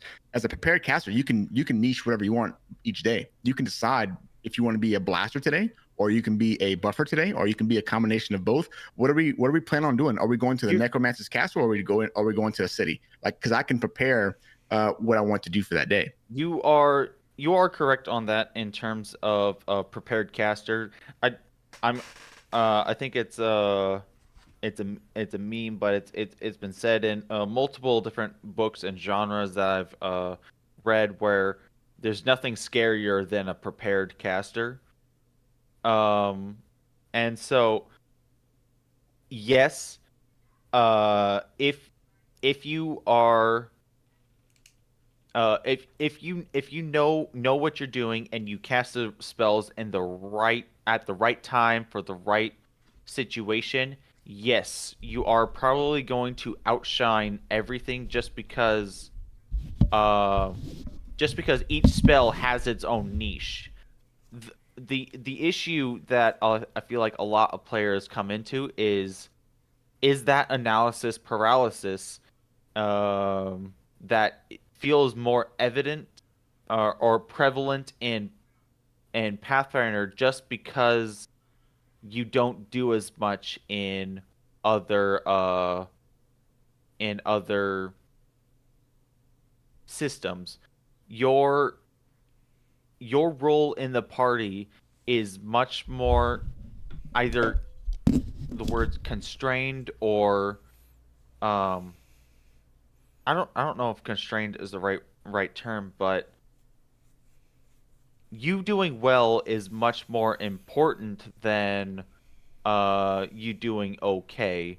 Just like a marshal, like if I was spec'd differently, I would have to change what I do as a gunslinger in order to actually fulfill a certain role in my party. And so Mm. we I I just disagree with the notion that if you want to you can be good at just about everything, but it's about being great at one thing where your party lacks, and that's where I'm kind of getting at, is that spellcasters with the flexibility of their spell list are able to fill that void in certain areas that the party lacks if the rest of the party is just all marshals. I would underline one thing that you just said. Pathfinder 2 is a system that decided to make your decisions in combat, in play, on an adventuring day equal to, if not more important than your build. And because your decisions as a caster are so varied, and kind of are the catch-all for everything besides just doing damage, like everything you need to have done in the game, like building walls in the middle of a combat, making people invisible, calming people's emotions. It adds to the stress of being a caster, because and actually some players relish that role. They want to be the one who makes the key play. But I'll just acknowledge that this if you tune your campaign to be, you know, a difficult, challenging campaign system And that some players like, that does mean the casters are going to have more of a weight to their decisions, which not every player will want. Yeah. Sorry, Jofu. No, good. It also ties to what I said before, which I might want to retract a bit. But I said about, like, I talked about like the ceiling of power of spells and actions and stuff like that. So I agree that casters have a lot of variety and choices they have to make in game. And because Pathfinder, again, something D Merciless said in a post, tries to cap the ceiling of power of not only spells in general, but actions you can have during combat.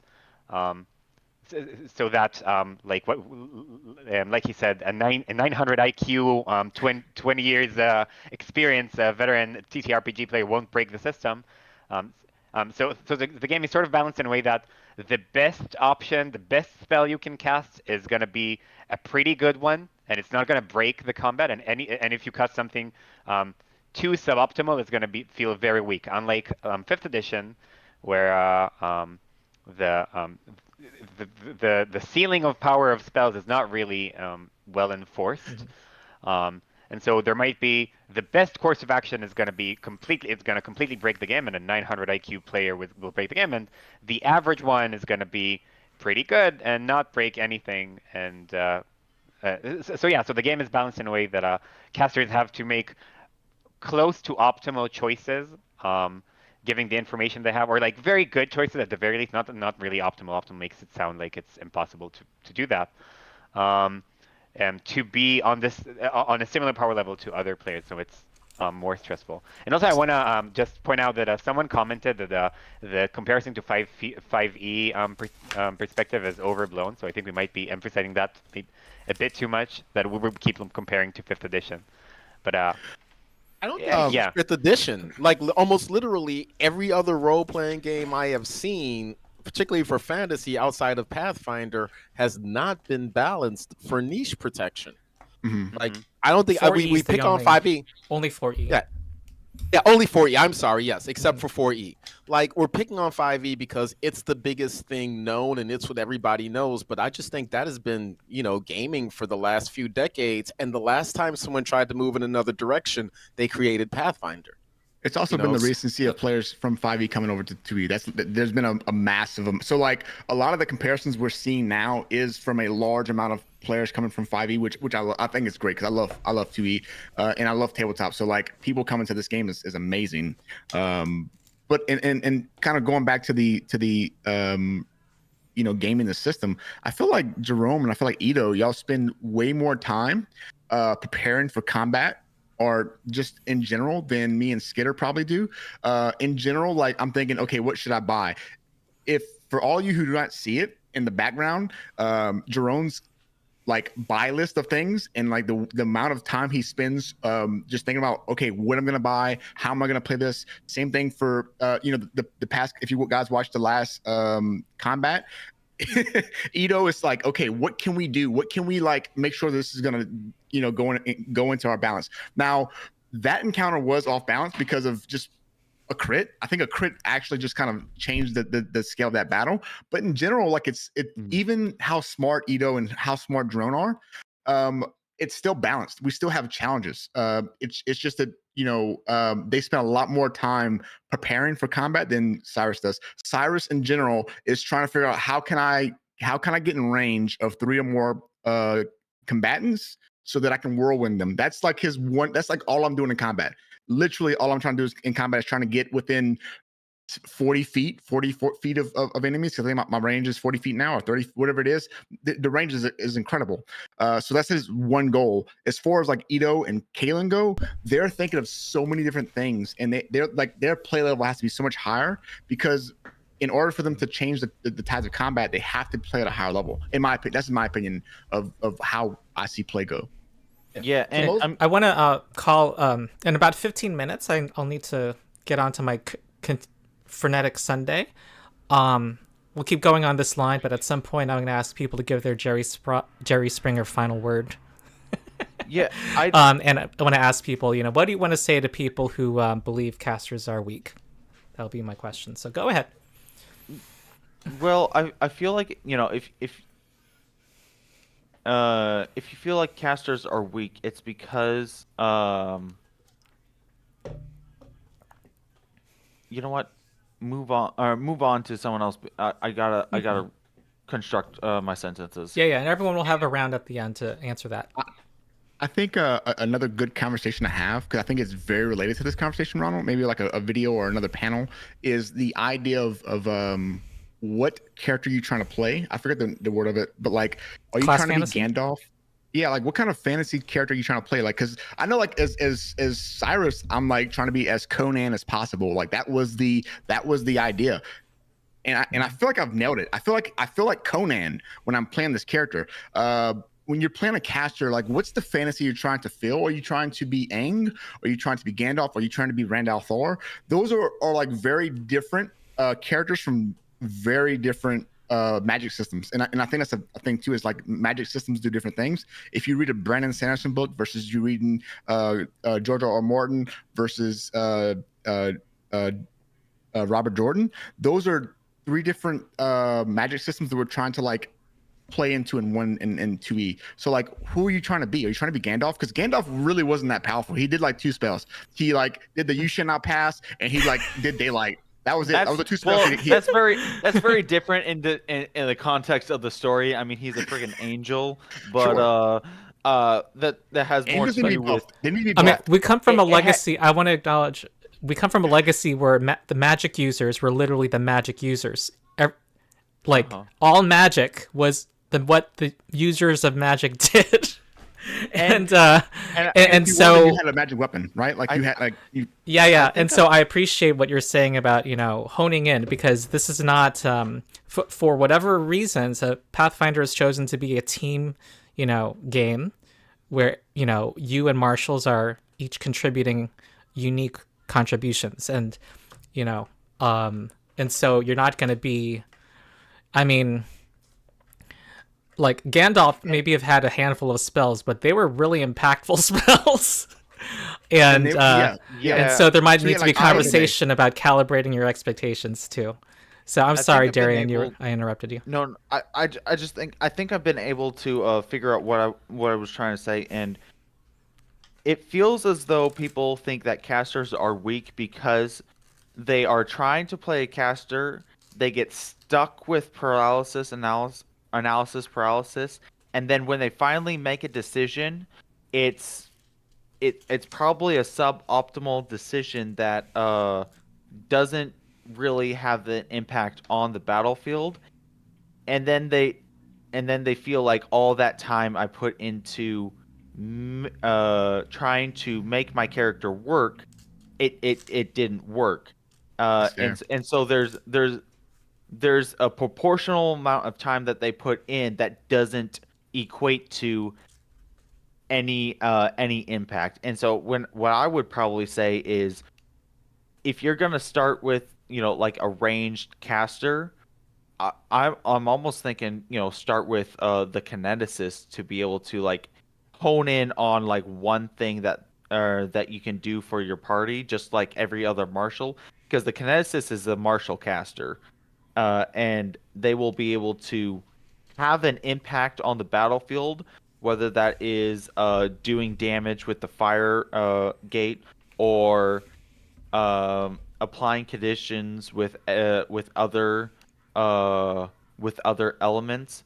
But you're not stuck with, oh, I have 50 different spells I can cast. No, you only have a few feats that you have to choose from. Mm-hmm. And I think the kineticist is a very good beginner caster class that you can choose. I think I want to that's point out that 'cause- people who have the complaint of casters are weak are coming from different places, have different kinds of complaints, and that's a definite thing. Keep going, Darien. And that's Yeah, one and thing. The thing you're pointing out is one thing. it is just one thing. But it I've been waiting a long time for a beginner caster, because every caster, because when I was in 5e, there were half casters, and they were 5e does really good job of dipping its toe into spell casting, and how with half casters, with like rangers and paladins, um and then with like uh Eldritch Trickster with the rogue archetype, and then the fighter archetype, because now you can like have all the things that your marshal does, which is simple, but also dip your toe into, okay, occasionally I'm going to cast this spell, and then see how it affects the battlefield. Um, I guess 2E kind of has that with the archetypes, but it I don't know if it doesn't really feel the same, because when you there's no like beginner caster class, if that makes sense. There's the archetypes, and then there's going into the deep end. What do you guys think? I agree with you. Kineticist is a step in the right direction. Ironically, it's a long class and there's lots to read, which gets in the way of having it be a quote beginner class. However, when it comes to actually running the thing, oh yeah, it's so much easier. Mhm. It's always easier to not, the less resources you have to keep track of, the easier it is. Spontaneous spellcasters are easier for a new player than prepared ones because there's less resources to track. And so now with kineticists, we're like, forget the resources. So yeah, much easier, much easier. I want to actually ask, can I quote something from one of the things posted to, Sure. because I want to actually run it by Ito. Someone posted a little while ago. I find it funny that the Zariki, I find it funny that the only caster player in this group, lost myself now, agrees that casters are weak early and have their issues. Ito, would you still say that? And I Is think that that a correct? too. Is that a correct I don't know if there's way of describing how you feel? And much more importantly, do you think you would have still had the same experience if you built that first level character and played it now with the knowledge you have versus wherever you were at that time? So I don't know. That's a statement about everyone's opinions, not just mine. But yeah, I definitely agree that casters early on have their issues. Um, I was gonna say for like my final statement, I'm just gonna summarize it now. Basically, everything I have to say is included in DM Merciless's posts on Reddit, except for the part of low-level casters.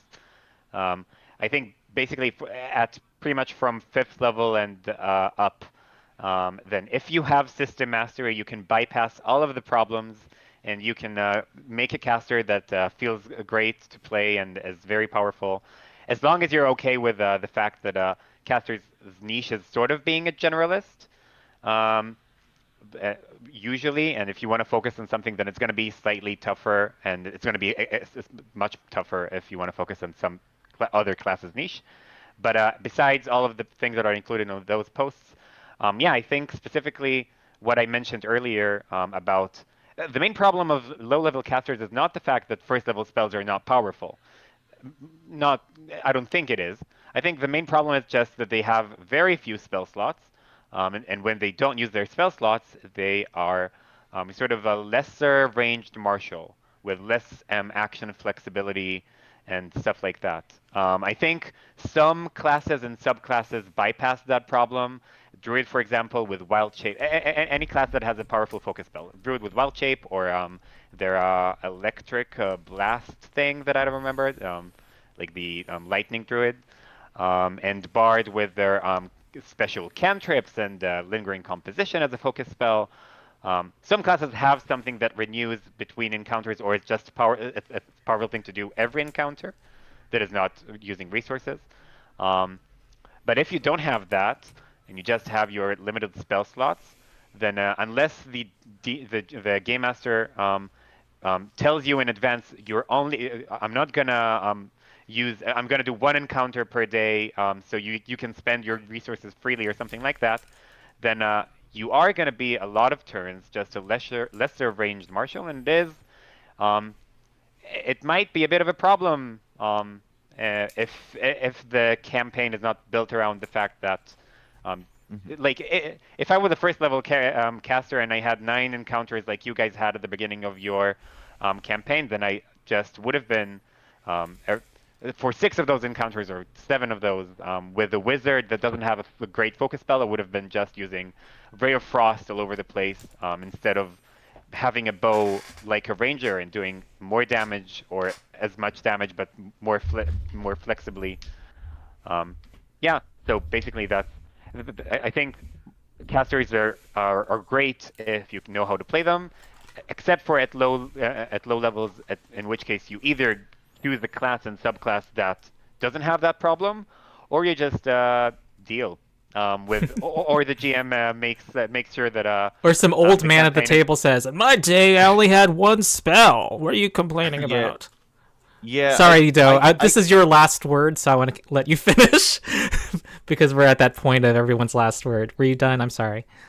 Yeah, I was just gonna say that if the GM makes sure that you have one encounter and stuff like that, then even at low levels you're gonna be fine. But it is sort of a problem for some subclasses at low levels. That's it. I'm done. Yeah, I can understand that just because I'm looking on Path Builder and the wizard at level 1 only has 3 spells that they can cast. They can't cast cantrips. Well, they can cast cantrips. They have Okay. 6 of them. Wow, that's a lot. Yeah, level 1 wizard. But then again, if you're having 2 to 3 fights per day, then yeah, I do understand how it would feel very constrained and very hard to actually be a spellcaster at low levels, just because you spend 1 spell slot per fight, and fights last so much longer in Pathfinder 2e than D&D, which most people are coming from. And so then do you feel like your impact per fight is that big? I can definitely see that and try to sympathize with that. Yeah, I'll also add that if you're okay with it's also fine if you're okay with just having a tougher time playing at the first few levels, and you like maybe the casters are powerful in the sense that their slotted spells are more powerful even now. Like as the game is balanced right now, aren't like using a heal at the right time. It could be to change the tide of battle even at lower levels. So if you're okay with at low levels being the one that in that one extreme encounter during that day, you get to cast one spell that changes the tide of battle, and throughout the entire rest of the day, you get to play a lesser ranger. Then also you're gonna be fine if you're okay with that style of play. Um, but if you're not, if you wanna feel powerful at all combats and not trust your GM to have one extreme encounter shine, then again, it is sort of a problem. Yeah, it does have a lot to do with GM player relationship and understanding your player base, and that's actually something that Ronald does very well, and that I'm very very grateful for. It's just Suck up. well, hey. Now he's I'm just being teach- honest. I'm teacher's pet here, I guess. But Hero point for when hero you point for put Skitter. when you're giving everyone every enemy elite is what I'm hearing, and we're still crushing it. Not everyone, Crushing but depends. all the time. Crushing. No, there are some What are you struggles. talking about? No, There's some there's no struggles. struggles. We The fight win where you cast every maze was time. actually one of our harder fights recently. I'm going to point that out. I feel like you could boost up too, and we'd still be fine. I think this group is okay with challenges, and I think that's why it makes it fun. Yeah. Okay, But separate conversation. having that relationship, it is a challenge for the GM, because the GM's gonna need to understand the level of play that their players are able to play at, and if their caster is struggling, that might be a place where the GM can tailor specific encounters to kind of showcase to see if the caster can shine. Say, hey, you know that the caster has most saving throws are will saves, so possibly low will saving throws, but especially at low levels. But it's because the GM can totally mess up the caster at low levels if you throw enemies that will just ignore every spell that the caster throws at it. Golems. No matter no matter how you build your character, the GM can always build against you, and so that's a relationship that you're gonna have to build with your GM. I'm going to have the Jerry Springer last word, but I am going to get to... I agree with you. I think every table should have their understanding. Jerone and Jofu, any last word? Yeah, so couple I'll hit the bullet points really quickly. First one, dirty little secret in my opinion, starting at level 5 in Pathfinder is the starting at level 3 in 5e. The creation of your character will be more complex, unfortunately. However, the actual gameplay, particularly for a spellcaster, will be considerably easier because you'll have enough resources to make this thing work.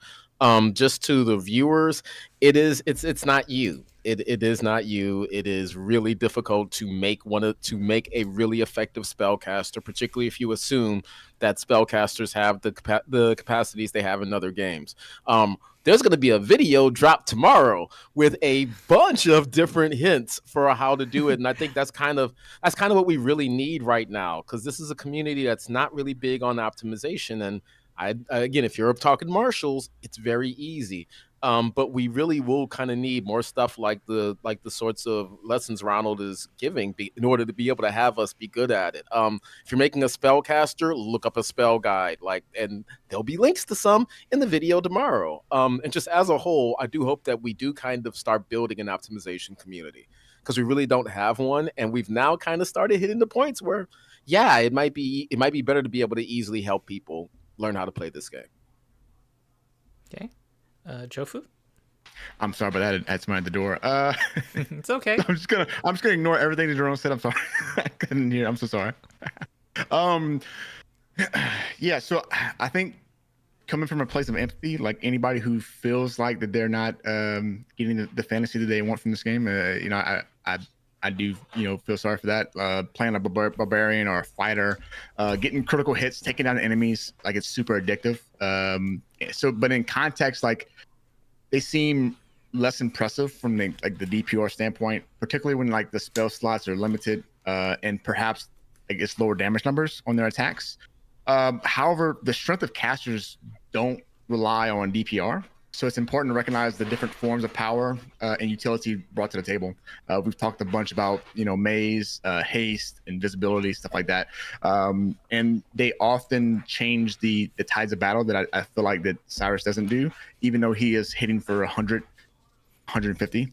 There are even more powerful spells the higher you get. So like stuff like sleep, can just or again maze can just take enemies out of combat altogether. Also, the flexibility and adaptability in the range of spells casters get, depending on the situation, it's crazy. They're basically like Swiss Army knives in the world of like specialized tools. They just get like a bunch of different things they can do. But like my main oh shit, my dog. My main thing is there's a trade-off in Pathfinder 2e. It's like the central design of Pathfinder 2e is all about trade-offs. So like for example, for Cyrus, like his trade-off is he gets a lot of damage, but his AC is -1, or his AC is much lower. He is clumsy all the time, and he can his like Swiss Army knife is two things. He can be very athletic and hit very hard.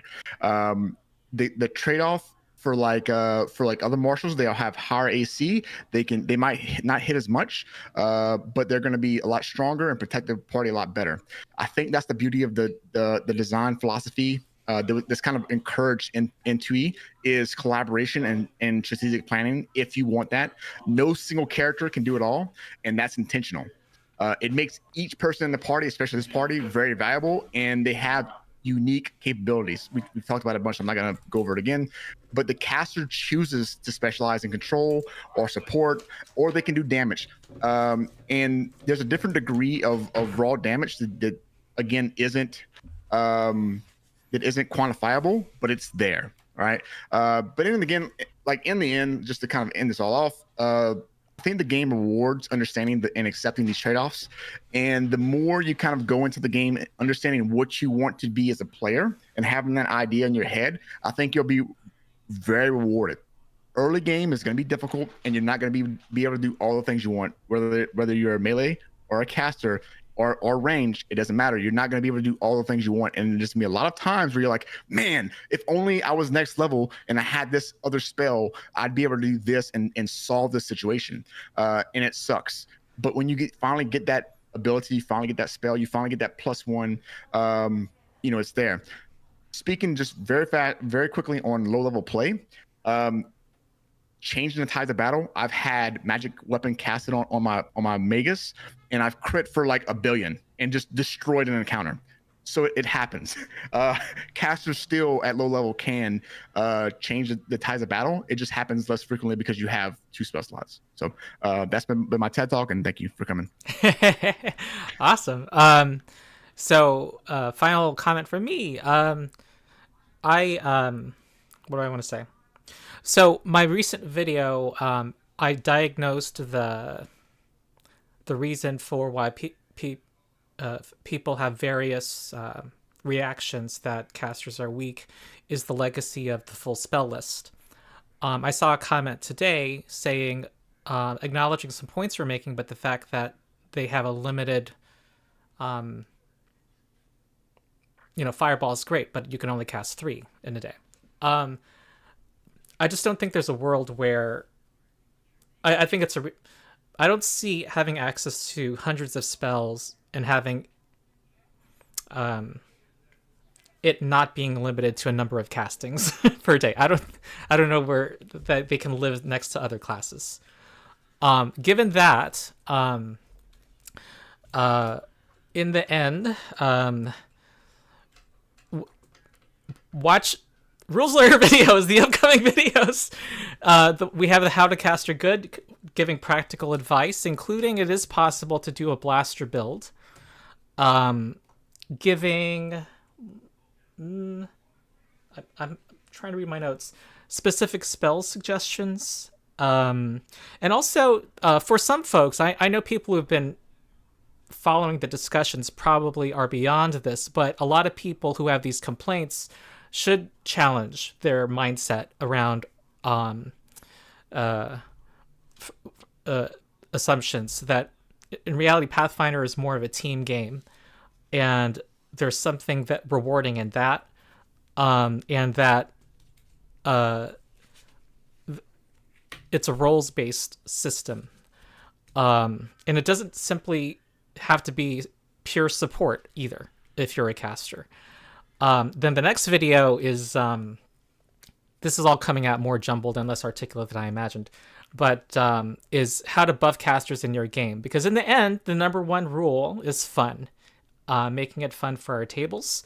And also I like to, we should have more people joining the Pathfinder community, checking out, enjoying it. And D. Merciless's comments, echoed by Ido here, that, Pathfinder seems to be designed to prevent the 900 IQ player, which I think is hyperbole, but it's a pithy way to express this thought. Designed to have them not break the game is less satisfying for most players who want to be casters. I think that's true.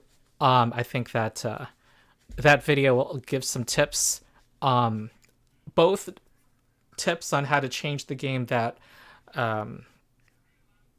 don't hone in on casters, like kind of lessen the difficulty of the game so that people can experiment more, including the casters, but also some possible ways to buff casters. And I hew conservatively, but you can mix and match at your table. I can't limit you to one solution after all. This conversation has made me... Some people, Jerone and Ido here, have been on my advisory council figuring out ideas for it. And some things that I removed from that draft, I'm actually considering putting them back in, including a new idea, which is just to... One of the ideas I had in that video was to give level 1... This is something Mark Seifter has echoed. Giving level 1 characters a second level of hit points. And then having that gradually taper off until you are at par at level 3, according to the core rules, gaining half of your hit points at level 2 and half again at level 3. Maybe a level 1 caster should have the number of spell slots that a level 5 caster does. All first level slots. Maybe that's something to consider. Or maybe... and